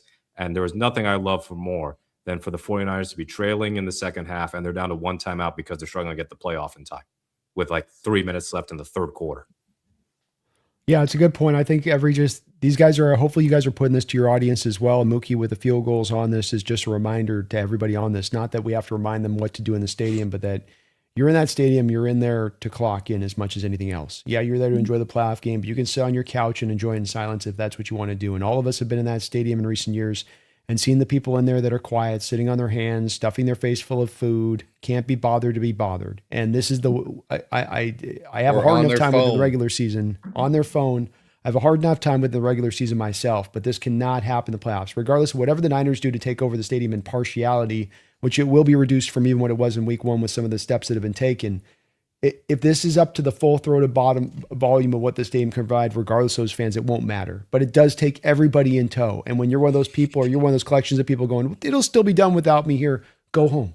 Give your ticket to somebody who's going to put that out there because this is the week the team needs them at the back because 4 false starts, 5 false starts, a couple extra false starts, a couple timeouts caused can be the difference sometimes in these kind of games when it comes down to the wire, as so many playoff games do. On the flip side of that too is, we've heard, we've talked about quite a bit over the last couple of weeks, like the 49ers have no pass rush, only 20 sacks this year.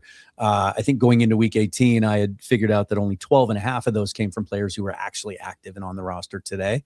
And so they're going to be trying to get an edge, and with the crowd going crazy and everything, even though they're quieter on offense, there might be some offsides. Sam might get a couple free balls, right? But you reminded me of something, Brandon, and I think it's a really important point. I'm going to tell a quick little story, and it also gives me a chance to also clarify that, like, I'm not saying that all younger Seahawk fans need to be educated on how to handle these games because they haven't done it before. Some of the worst offenders in that stadium at making noise when it's needed most, and some of the biggest reasons that home field advantage kind of tapered off during the 10s is what you pointed to. It's the older fans, the ones that have been grandfathered in, the ones that have charter seats and that have had their season tickets ever since 1976. There was a year, I want to say it was 15. We were playing the Saints in the first round of the playoffs, and it was the year that Jimmy Graham got into it with Bruce Irvin in pregame. Mm-hmm. Remember that? It was Jimmy who? Oh, yeah. 2013 Super Bowl run. Was that 2013? Jimmy who? It was divisional round. That particular year, my ex-wife and I, we went through the ticket relocation thing, and we're like, hey, this looks cool. We moved over to the 50-yard line, 300 level, halfway up, 50-yard line. Incredible seats. It was like watching the game on TV, but live. But because it was 50-yard line, I'd never, ever taken this into account. You had people that had been in those seats for 40 years because they're the most desirable. They were the most complacent, flaccid fans ever. If I stood up to cheer during a game in a key moment, they would yell for me to sit down. So we show up to the playoff game, just like you were describing, Brandon.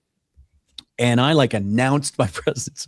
My ex-wife, it's probably one of the reasons we're exes now. She got really pissed at this, but we get to our seats and I turn around, I did a 180 and I just like, I'm addressing the section.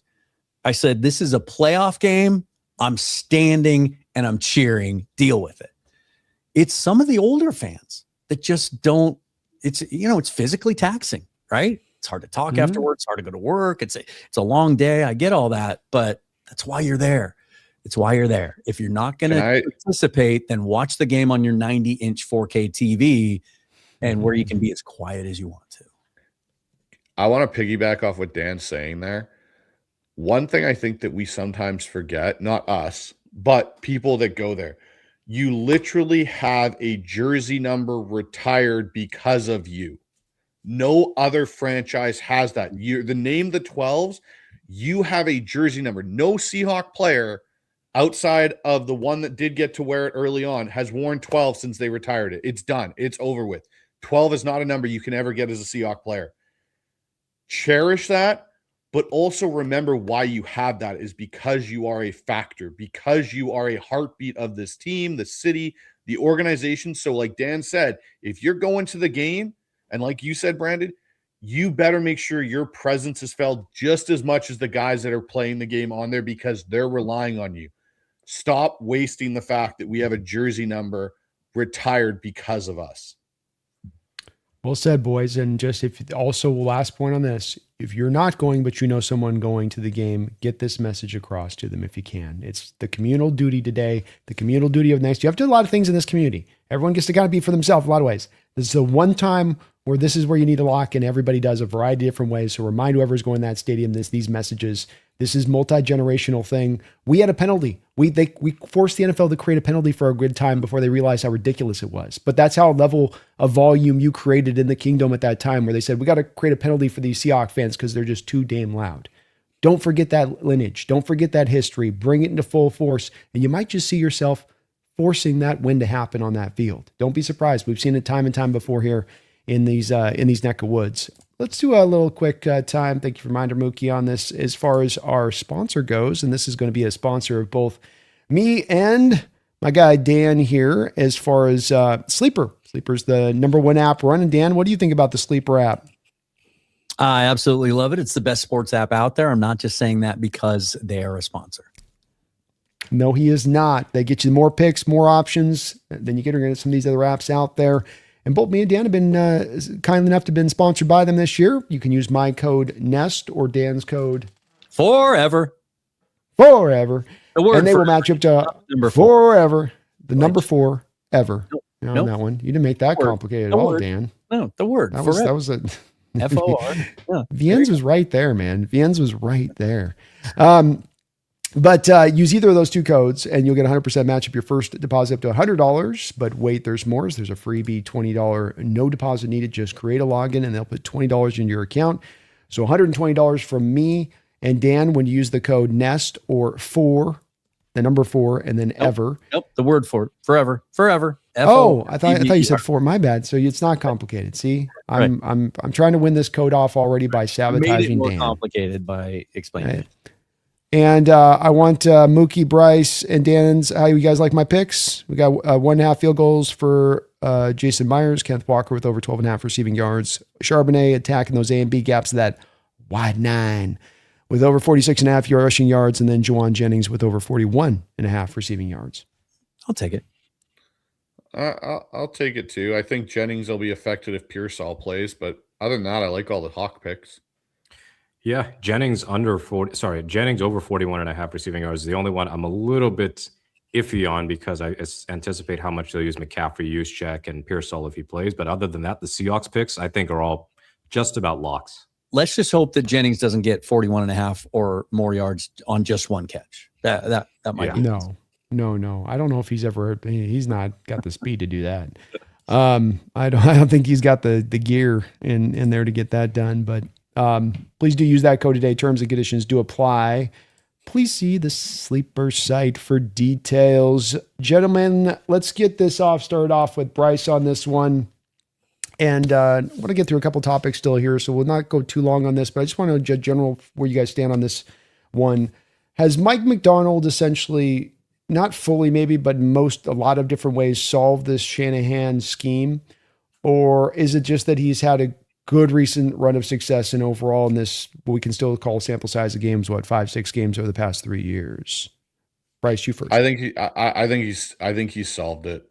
I think he understands the principles enough, and I think a big advantage was getting Kubiak in the building this year to again understand it more in depthly of seeing it at practice all the time and how Klint wants to attack teams probably gives them an insight to how Shanahan wants to attack teams and where the weaknesses they find and what are the core principles.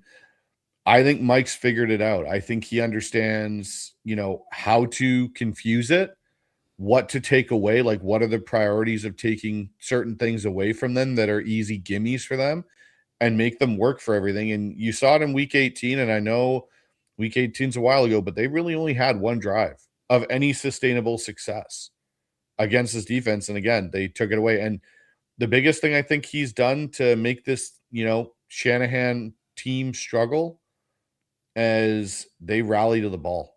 One thing with this offense is they depend on yak yards, and they have not been able to get them. And that's a big, big deal. Boy, was it ever. That was an impressive game that last week with how fast they were on top of those guys after the catch, especially. It was like Legion of Boom years to my eyes at times. Dan, what do you think about this in this regard of things? Is Shanahan got something up his sleeve here, or is Mike got him cornered? Shanahan's as smart as they come. He'll have something, that will surprise McDonald, but I think McDonald's smart enough that he'll adjust to it. I do think they've solved something here. They've cracked the code, and that is being able to be elite at stopping the run without having to stack the box, being able to live in nickel and keep that extra secondary player on the field and be able to you don't have to steal from your coverage in order to put pressure on the quarterback and be able to get that pressure with 4. That's how you slow a team like that down. And I think the difference between the 49ers and Rams, and the reason the Rams have still been able to, we saw it week 16, Stafford throws for over 400 yards, is the way to beat this scheme, the way to beat any scheme is you got to have an elite thrower of the football back there that can drill the ball in the middle of the field into really tight windows. That's kind of the kryptonite for McDonald's scheme, but not everybody can do that. And it's not Brock Purdy's game. It's timing, it's rhythm, right? But McDonald and his defense does such a good job of throwing you off your rhythm and making you have to move, and you can't just sit back in the pocket and time things out. I do think he's figured something out. It doesn't mean that we're going to dominate the 49ers for years now. Shanahan's as smart as they come, like I said, and he's got a lot of talent on that side of the ball, and he's got a quarterback that runs his offense really well. I just think it's going to set up for years of fantastic chess. Amen. Mookie, you feel the same way on this or different? I think he's mostly got an idea of how to slow down Shanahan's offense. So if you go back to the Baltimore days, like a lot of that was just getting turnovers off of Purdy in a way that he doesn't normally throw 4 picks in a game. And then Darnold, when he was with San Francisco, threw a 5th just for good measure. But they had trouble stopping McCaffrey in that game. It was just the turnovers flipped that game so fast.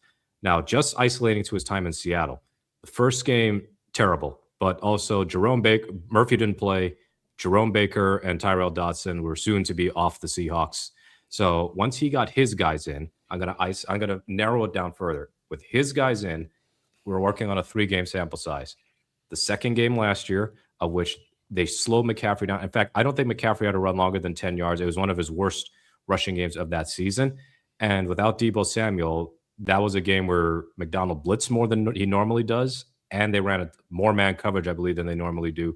And Purdy was kind of lost for answers, and they put up just 17 points. And they were able to get a win. This year, I don't think they were great in the first matchup as much as Jake Moody kind of self-destructed and missed two field goals. They were able to get into Seattle territory pretty frequently, but they weren't finishing drives is the big thing. They did finish an important drive that won them the game, but they were on 10 points with a minute and change to go. And they forced a couple of bad Purdy interceptions. And McCaffrey had some effectiveness as a receiver. In fact, I think he was their leading receiver in terms of yards. But as a runner, he might have had a couple of successful runs, but no big back-breaking runs that have been haunting the Seahawks for years. This last game was, I think, the culmination of what McDonald wants to do to the Niners, which is I don't want to blitz as much, but if I can get pressure with 4, if I can contain McCaffrey and not have to go to base defense, then I think everything else will kind of sort itself out. And the fact that they had Kittle as a non-factor in that game too, when Kittle has been the bane of Seattle's existence for years, I think was the most telling thing by far. So I believe that, yeah, for the most part, McDonald knows how to solve the Shanahan puzzle, whereas McVay, and maybe this is why McVay's got a Super Bowl and Shanahan doesn't. McVay is still a little bit more of a cat and mouse game, but I think that McDonald, for the most part, knows what to do with Shanahan's offenses and how to limit them. And the tackling, I think, as mentioned earlier, is the biggest thing. The yards after catch were not there this last game, and I don't expect them to be there this game. They're so disciplined in coverage. I thought it was really fascinating to hear McDonald talk about this yesterday, about how there were some times the 49ers caught them out of position and had a chance for big plays, but and he even inferred that maybe some guys maybe took a wrong angle or weren't where they were supposed to be. But he said, we bailed ourselves out of some bad plays by just everyone flying to the football and making up for it. I thought that was really interesting for him to divulge that. I also liked what he said about not getting to part of his call sheet in week 18. We'll probably never know what that was, but I'm really, really intrigued at what he didn't have to use 2 weeks ago that he might use in 2 nights. There's one way I think that, Mookie, to your point about Mike kind of limiting or figuring out how to handle Shanahan, I think the Shanahan playbook is less explosive and developed in drop back passing compared to Sean and what with the Rams. And the reason I say that is you look at the numbers Stafford put up on that Thursday night. He was dicing it all over the place. McVay's growth in this, and why I think McVay is the better play caller than Kyle and developer of the playbook, is he's been able to develop the drop back passing game much better than Kyle has in a lot of ways. And you can say Kyle's been limited by his quarterbacks, but Kyle's got a certain type of quarterback he wants. He wanted Brock Purdy, and you look at what's happened with Brock Purdy. He had Jimmy Garoppolo. He's had those guys where I think McVay's pushed the envelope that way, and that's why it's a little bit more challenging dealing with McVay at some points for Mike, is the drop back passing game is more developed in McVay's system than it is in Kyle's. No different than ours. You look at Klint. Klint comes more from Shanahan than he does from McVay at all, and you can see the limitations in our own drop back passing here in Seattle. The other thing that Mike said that was interesting, I don't know if you guys caught this, was the fact that they're a 4-3 team, not a 4-2-5 team, and how they use Eamon Warry basically as a Sam linebacker. And when I had Jason Aponte on today, we were talking about it, and he just said it's a living nightmare to deal with that you can just move in and out of nickel without taking a single guy off the field. Such a big deal to this defense, and you can see why it's almost as maybe emerging with Hamilton, what he did with the Ravens, as the most important piece on this defense to be able to supply, because it kind of makes the whole rest of the thing go. If you're going to base, you can just live in that nickel side of it. I didn't put this on the notes for you guys on the presumptive points, and I know we're getting deep into the show on this, but there is one spot I want to talk about because I just thought it was such a cool item, and that is the understanding that Mike Holmgren and Mike McDonald have an active relationship. And what this could do to work in the favor in jump starting and helping, as Mike said about Leslie Frazier, for instance, being able to see ahead of corners. And I kind of felt like this is a kind of a low-key big advantage for Mike to be able to have, not only legendary head coach, not a Hall of Fame coach, but a guy that's actually coached in that stadium, in the playoffs, the extra factors that can be at play. Am I overselling this a little bit, maybe perhaps in Nostalgiaville, or is this got a big of an impact as I think it was? McDonald is a guy, he graduated from an elite leadership program at Georgia, and he's a guy that he knows what he doesn't know, and he's humble enough to seek it out from really smart people. So that doesn't surprise me at all. And the first thing I thought of, though, because I wasn't aware of that. I wasn't aware of how actively he pursued a relationship at all with Holmgren. I know Mike's in the building a lot. He's around there a lot, still lives in the area or has a house in the area. But the first thing that popped into my head when you said that was, well, that if we end up losing Klint Kubiak, that kind of works even more in Mike McCarthy's favor, right? There's another guy that's going to be in McDonald's ear about what he could do. So it's intriguing. Mookie, Bryce, you guys got anything to offer on that, or just? I just think it's interesting now, and this is what I find interesting. How much was Mike Holmgren involved with this team when Pete was around and Pete was going through some of these things? I don't know if it was the same, again, level of involvement and this is the one thing that's kind of been cool since John's taken full reins of this as it's his team and his organization now. You're seeing more things like Mike Holmgren. I think even when they hired Mike McDonald, Mike Holmgren said after the first season, yeah, I've been in the building a lot more recently. This is things you want to lean into, or guys that have the experience of this and are done it before you. I think it's a huge advantage for Mike McDonald to have someone like Mike Holmgren, a Super Bowl winning Hall of Fame level head coach that's done it in this, market and knows how important it is to this market. Wait a minute. Is Mike Holmgren our next offensive coordinator? Oh boy, here we go. Robbie, get ready to learn 3rd and 10 fullback draw, pal. Hey, if you build a hell of a staff, If you want a guy that's not going to get poached. Yeah, he ain't going nowhere. I mean, it's kind of low key brilliant. I'm just saying. Couple donations here, and we'll start to kind of round the corner ourselves on this one just a little bit. This guy's been fun. Boy, it's been going off, I guess, on the chat. It's Niner week, folks. It gets get hot and heavy here. Thank you for the $5. Says I'll be rooting a Niner fan that can't spell. I'm kidding. You guys, I'll be rooting for you guys if you beat my Niners because Uncle Sherman's always got Brock Purdy's back. I'm trying not to read that with a I'm going to get myself in trouble. Stay healthy, and you guys can win it all. Well, thank you, man. I do believe we can win it all, and I think that there's a reason Vegas has got us as the betting favorite when they had us with 7.5 wins. I think they're starting to wake up and go, man, this team's lost us a lot of money this year so far already. Let's stop the bleeding, huh? And I was giving him some crap, but it's always nice to have some opposing fans in here and some differing viewpoints, and we've been ribbing each other a little bit in the chat, so it's good to have him here.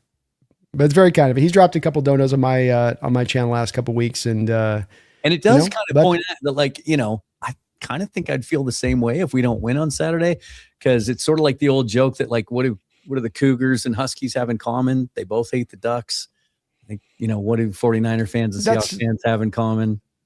That's why I don't do the much of the band stuff with this stuff, because it's like, this is stuff you're going to get only in this week at this time. Right. So it's like, it's just something you don't have to face all the time. So I go, okay, it's the Niner week. This is what we're going to get. It's kind of standard issue stuff at this point. So I go, all right, just, turnabout fair play, but they take it too on the other side. So, but thank you, Boyd. I appreciate you for that. Addis the Gamer, thank you for the $10 donation. He says, I don't want to assume, but please don't just go to a Seahawks playoff game, which tickets cost at least $500. Get off your phone. Get loud. There's a real advantage there. Please, 12s. You can hear us hearkening forth, folks. You can hear the collective of us harking you forth on this, because we're not doing this because we like to. It'd be nice if we like set a noise record in an earthquake. We don't care about that. It's that in the case of a lot of us, we've seen multiple decades of the stadium at play. And when it's been a little quieter in the late teens, and when it's been louder, and the impact that actually has tangibly on a game, I'm telling you. I mean, one of the first videos I did on my channel was the day that the 12s won the game, 2005, Giants. My dying day, I'll tell you, they won that game. 12 false start penalties in the kicker's head by the end of that game. So don't forget that. Walk in that stadium remembering that. And I've been in that stadium a couple times in recent years, walk around, looking at a lot of people sitting on it, like to Dan's point and what he ran into, sitting on their hands, stuff in their face, can't be bothered to be engaged. You got to be engaged. It's just 2 games. That's all we're asking of you. 2 games of engagement, and we get to the Super Bowl, baby. And we get back to that promised land. So please keep it at the forefront. You can help this team out. Be loud. Feed me. Thank you for the $2 donations. Says Kyle Tucker to the Dodgers. Oh my God. Major League Baseball is such a joke. Yeah, that's Jesus, dude. Like, get the salary cap in. Someone said it was 4 years, $240 million. Probably 200 million of that is deferred for 100 years. It's stupid. We're not going to have baseball in 2027. There's going to be a lockout. Well, and the player. I'm going to fault the players on this one, quite frankly, because they're the ones with Bryce getting in the face of the commissioner last year in the dugout or in the locker room when he was trying to tell him, like, this is where this is going. How can you get to be the one sport that doesn't have to adhere to this when all the others do? Why are you separate? Why do you get the with your guaranteed contracts? Get out of here. They're being ridiculous, and it's going to cost the sport some years. So is what it is. That sucks. But Dodgers are just taking full advantage, aren't they? I mean, they should look at the NFL. You know, the NFL's up, viewership's up 10% this year. Now, attendance is down slightly, so it could just be a little bit of it. Could just be people not wanting to pay the money to go to games, and everyone, like I said earlier, has an 80-inch 4K flat screen at home now. But viewership is up, sales are up, merchandising is up, everything's up, and they work so hard to put rules in place to promote parity, promote competition, so more markets are involved later in the season with hope. Baseball needs to do that. You know, if you're arguing the other side of it, you can throw out, this anomaly, this example. The Royals won the World Series 6-7 years ago, whatever it was. But it's by and large, it's the big market teams. And they thought they were going to put a cap on salaries. They thought they were going to control things by putting in a luxury tax. When you're dealing with billionaires, they just don't care about it. They just blow through the luxury tax. It sucks. Especially those billionaires that are super rich. The ones that just have that beyond FU money. Like, there's FU money. Billionaires. Yeah. It's like, just who cares? Yeah. All right. Well, let's get down to the home stretch of this, and I want to ask this question in a way of let's get a and before we're gonna do a score prediction right now, but then I want to pair this into the Senior Bowl because we got announcements on the Senior Bowl I want to bring up, and then I'm going to show you guys my horizontal board and let you judge me as I show you my horizontally. Looking at this game, we've all unpacked this, and we did a whole breakdown on these two games coming forward. I think we'd all be in general agreement that your approach 2 weeks ago is not going to change significantly coming into this game. We're not reinventing the wheel in this, especially you bring in some certain things, but what is it that the offense and defense has to do in maybe a particular thing? And then give me your score prediction within that. Like, it can be just a key itself as we get through the muddle. We've gone through the details in each of our own individual channels. We've gone through the details 2 weeks ago on this. So let's distill it, if we can, down to those kind of, it could be, if you want to pick two things on each other, or go for freelance this one a little bit. Let's start with Mookie, because you're always going to have to start last. Let's start you at the front side of this. Yeah, for the offensive side of the ball, if they can continue to run the ball, I'm not saying go run for 180 again. It'd be great. But if they continue to have successful running against the 49ers, that eases the pressure off of Sam Darnold. I think it'll continue to basically keep the chains moving so it can sustain drives. Keep running in the run in the red zone and don't do like silliness that can get you sacked. But to me, the offense, it still has me left a little bit wanting just on the way those two 49ers games went. Like, they left points on the board in the rematch, but they also kind of left points on the board in the first game with the JSN fumble while they were on their way to the field goal, to at least a field goal. And then, of course, the game-ending fumble by Darnold. But they also decided to kick a field goal in a tie game on 4th and 1 with like a few minutes left when they could have gone for it and maybe tried to go for a touchdown or get a field goal later but take more time off the clock. But still, there have been opportunities that they just haven't paid off. The red zone offense has to be better. And I know they didn't need a red zone touchdown in the last game, but ever since the Rams game, they've been like a bottom 10 offense in red zone efficiency, whereas the first half of the year, they were excellent. So I think Kubiak really has to figure out what's the hang up in the red zone that is making this team way too much like the last few seasons in terms of the red zone and inconsistency. I'm not going to mention the turnovers again on the offensive side of the ball because it's like a tired point. I will say, though, in recent Seahawks playoff games, you want to know how many turnovers they have forced on defense since the 2015 postseason? So like not the Super Bowl season, but like the year after when they lost to Carolina. We're talking like 8-9 playoff games. Guess how many turnovers they forced? 2. Not too many. Exactly, 2. Adrian Peterson fumble in the Vikings game, the Cam Chancellor forced fumble, and then the KJ Wright interception off of Dak Prescott in the Cowboys loss, in which he committed very obvious pass interference on the way to getting that pick. The defense has not been able to take the ball away. This defense is been taking the ball away pretty consistently. So just winning the turnover battle by getting some turnovers on defense would be great. The running game, like I said, with the offense, I believe it was FTN Fantasy that did an article that the outside zone stuff was killing San Francisco. And the Niners have been very poor at defending that lately. So I think you just keep going with that. On the defensive side of the ball, you continue to shut McCaffrey down as a runner, fine. But I want to keep shutting McCaffrey down as a receiving back because this Niners rushing attack has struggled all season to get McCaffrey going. Him getting this high volume 1,000-yard season, under 4 yards of carry means it's not efficient. But as a receiver, he's still one of the best in the biz. So if they stay disciplined in stopping McCaffrey, stopping those little leak outs to use check that they love to do so much, it kind of forces the passing game to be Brock Purdy completing passes to his wide receivers. And I would take Seattle's secondary over San Francisco's receivers, even if Ricky Pearsall plays. So I'm going 27-17 Seattle. I think that the Niners are not going to be so bad that they'll be held to 3 again. I think they're going to catch the Seahawks on occasion, maybe even take advantage of a short field off of a turnover or off of like a short field because Seattle has to punt from their own end zone. But I think that it's going to be hard for the Niners to consistently move the ball on the Seahawks defense. The Seahawks defense is just that good. They'll be able to pressure Purdy, whether Trent Williams is healthy or not. They'll be able to slow down that rushing attack and maybe put him behind the sticks. They've rallied to the ball so well that I think that the Seahawks defense is going to be able to basically neuter that offense some more, just not to the same extremes as Week 18. For the offense, it's time for Rashid Shaheed to get some big plays. This was his first bye week of the season. He did get to practice a couple of times last week. I want Shaheed to get some big plays. JSN will get his plays, and Darnold, I think, will make enough plays to stem all the narrative stuff off for another week and send Seattle to the NFC Championship game. Before we get to Dan, do we got some time for some Shaheed porn, guys?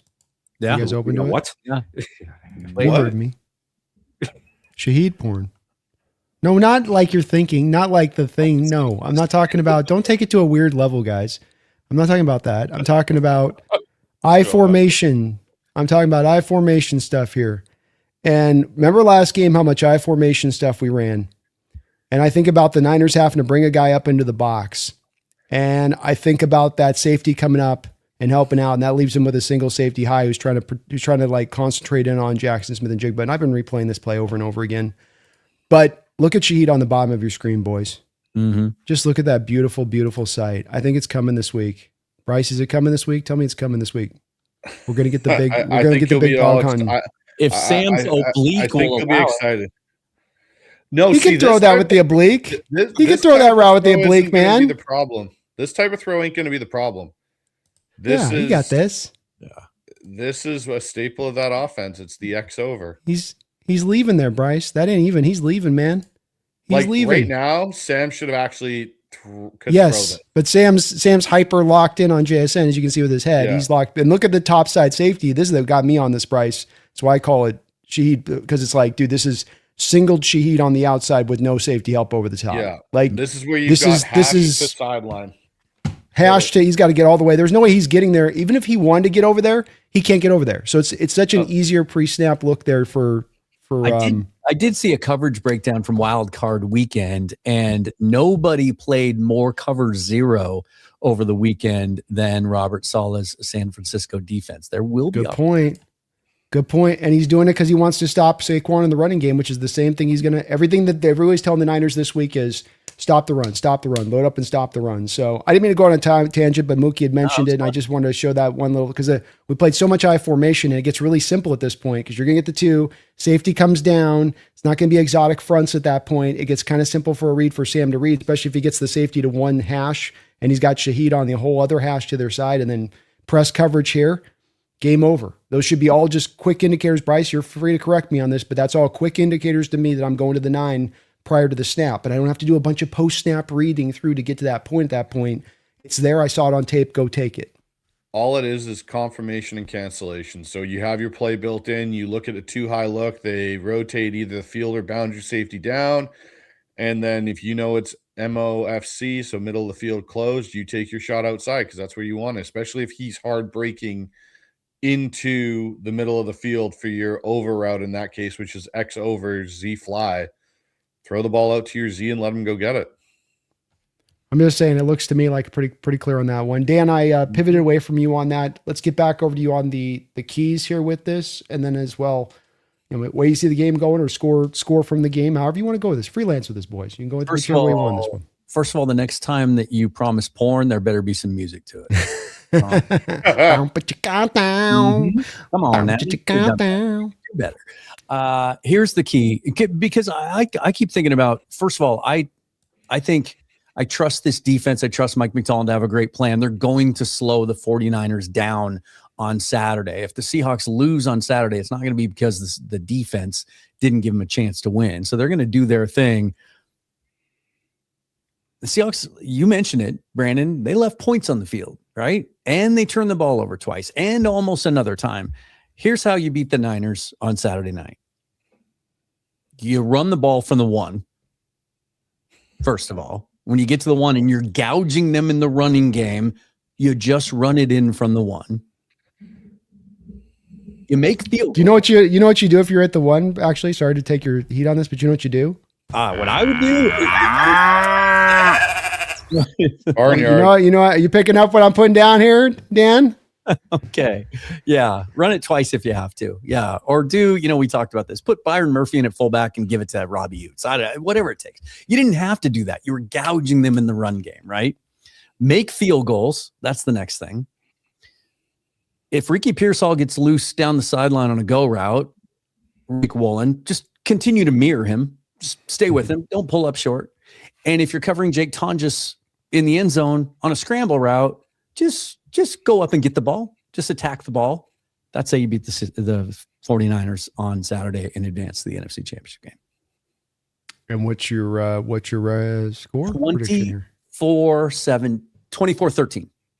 Oh, 24-13. Okay. The Niners will get in the end zone this time. A couple of field goals. But it might seem a little dicey at halftime. It might be 10-7, right? And then we'll take care of business. The crowd will take over. Bryce, you making a trifecta here? I am, but the thing for me with this is Seattle has to survive themselves in the first quarter and a half of this game. And what I mean by that is we're dealing with a team that does not have a lot of playoff experience. That's going to be very amped up with the crowd and everything versus a team that is very playoff savvy and experienced in dealing with it. And you look at what the 49ers did versus the Eagles. They came out and they went after them. And it's kind of like that boxing, fight here. Seattle almost has to absorb those. And then when they tire out, go and just beat the absolute living piss out of the Niners. And that's where the second half of this game is, and something we've seen this team do all year, where they had the most second half, 30-plus point second halves in the league. Run the ball. Don't commit dumb penalties or have brain fart moments because you're too amped up and not, like to Dan's point, run with Pearsall. Don't do something that's going to put that in jeopardy. Just make the play that's in front of you. And as Bill Belichick always has infamously said, just do your job. That's all you have to do. If every player on Seattle does their job for the majority of this game, Seattle wins this football game because the Niners are too depleted, in my opinion, to really hang for an entirety of the game. Run the ball. Don't commit turnovers.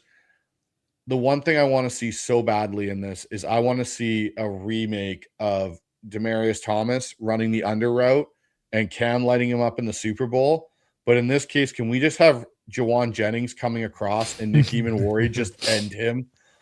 I would pay all the money to see that happen and just watch Jawan Jennings go 5 yards back the other way and Eamon just do his thing and stand there and just look at him and be like, yeah, next, bring the next contestant along here. This isn't going your way today. On my previous show, I said 31-24 Seattle. I think I'm going to revise that to 31-17 Seattle.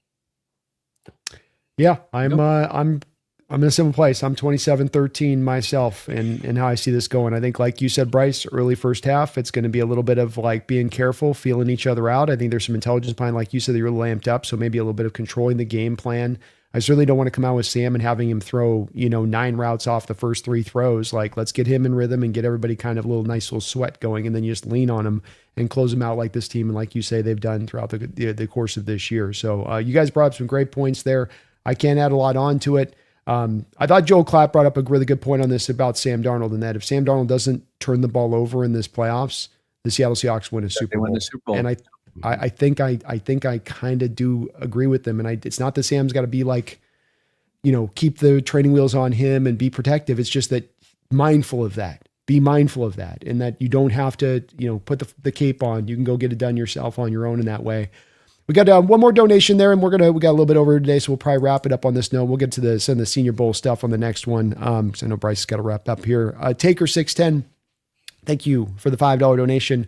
Who is this panel's preferred Super Bowl opponent? Ooh, this is a good question. Go for revenge against New England or beat down the Denver Broncos again? Or Buffalo's 5th straight Super Bowl loss? Didn't even bring up Houston, huh? Okay.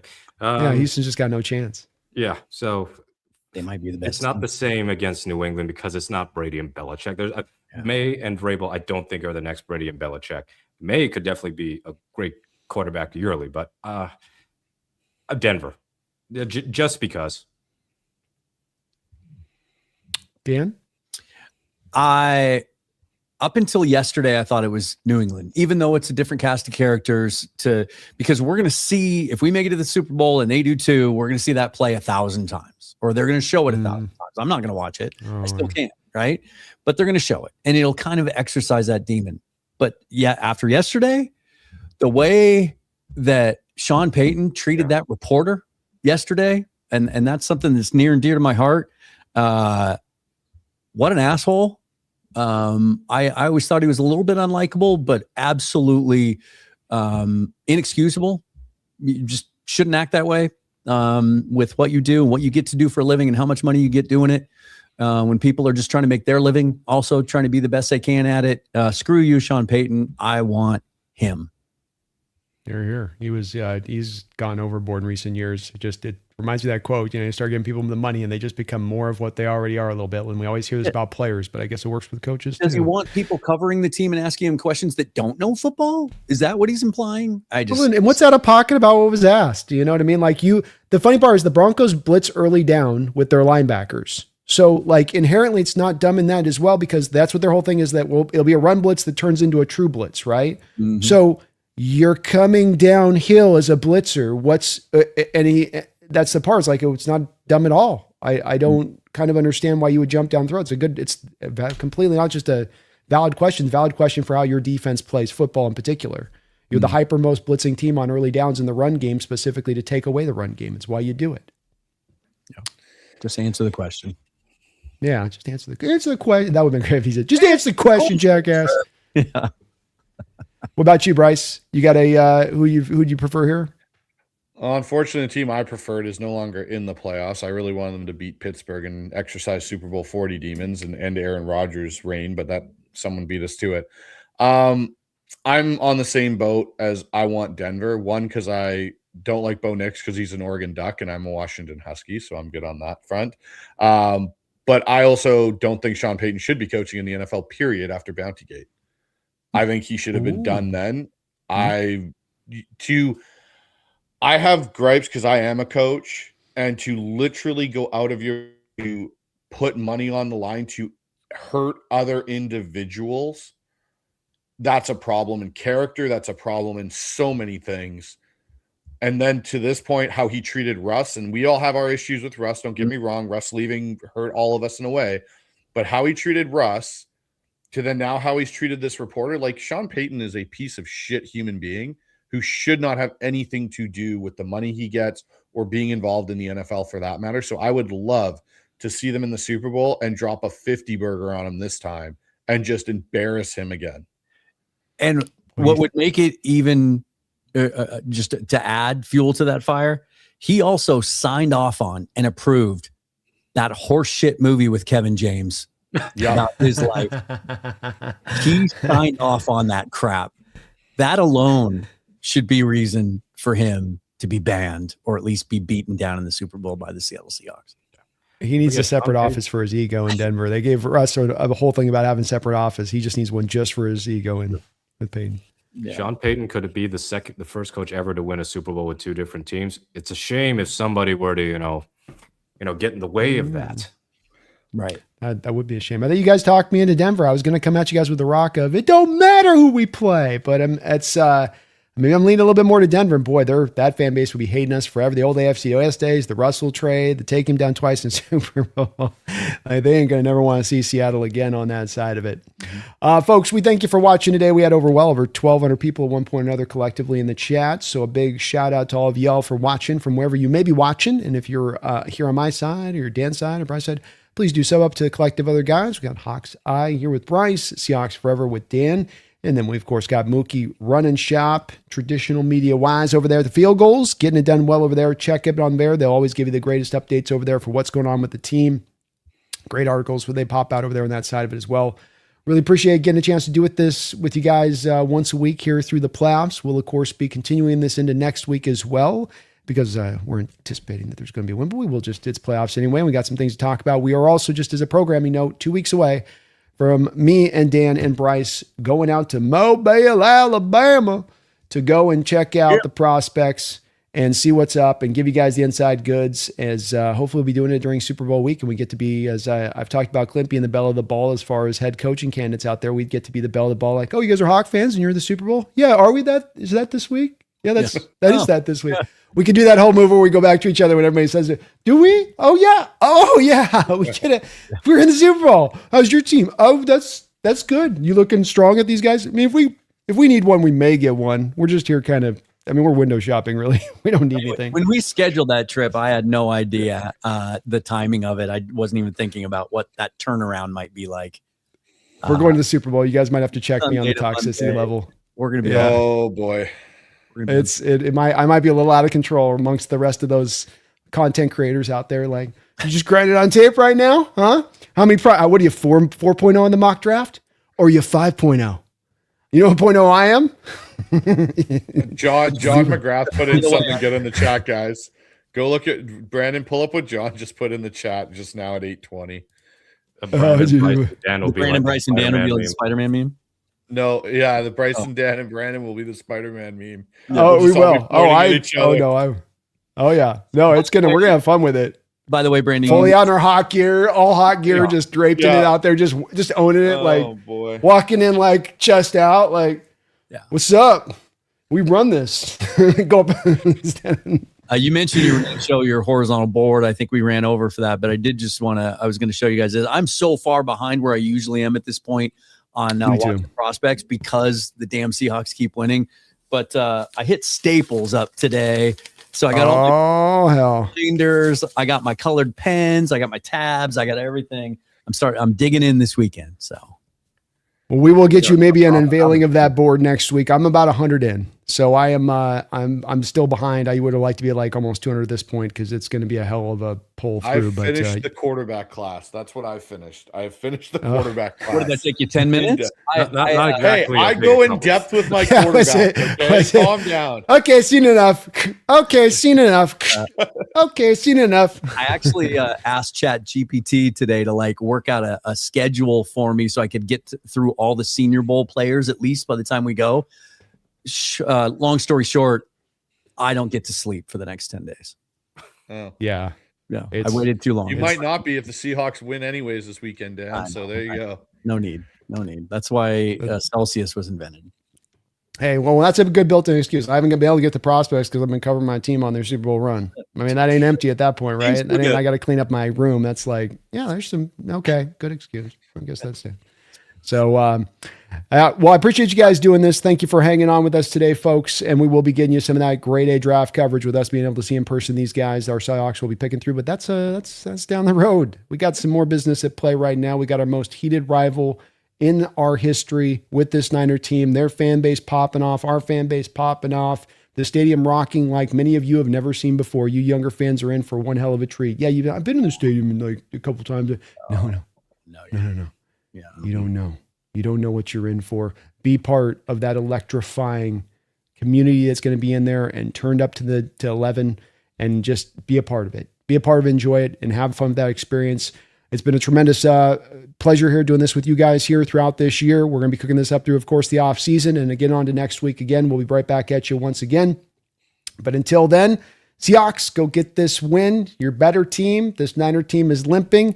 It's as Bryce put this onto it earlier on this. You got them like you're the knight in Monty Python. You've hacked off the legs. Their foot's falling off. They don't have a nose anymore, maybe one ear, and they're sitting there squawking about flesh wounds. Okay? Cut them out from under the legs and move it on down the road. What was that? I'm good. Come again. Get over here, Dan. I'm not done yet. I'm not done yet, I tell you. You're a coward. Coward, I tell you. It's nothing but an ACL. A bloody coward. You're just scared of me. Get over here. You're bleeding, you fool. All right. Well, we'll be back. I could do this all night, guys. Let's get beyond. All right. We will be back again next week. Thank you, folks, for watching. Again, do get subbed up. Hit these boys like button on wherever you've been watching this channel. And until next time, we'll be back next week to celebrate a big time Seahawks W. But please, never forget, don't you dare. 1, 2, 3. Go Hawks. Go Hawks. Hey, that's the closest we've come. That's as close. We've come close. We're getting close, boys. We're almost on it here. Be right. Have a good one, folks.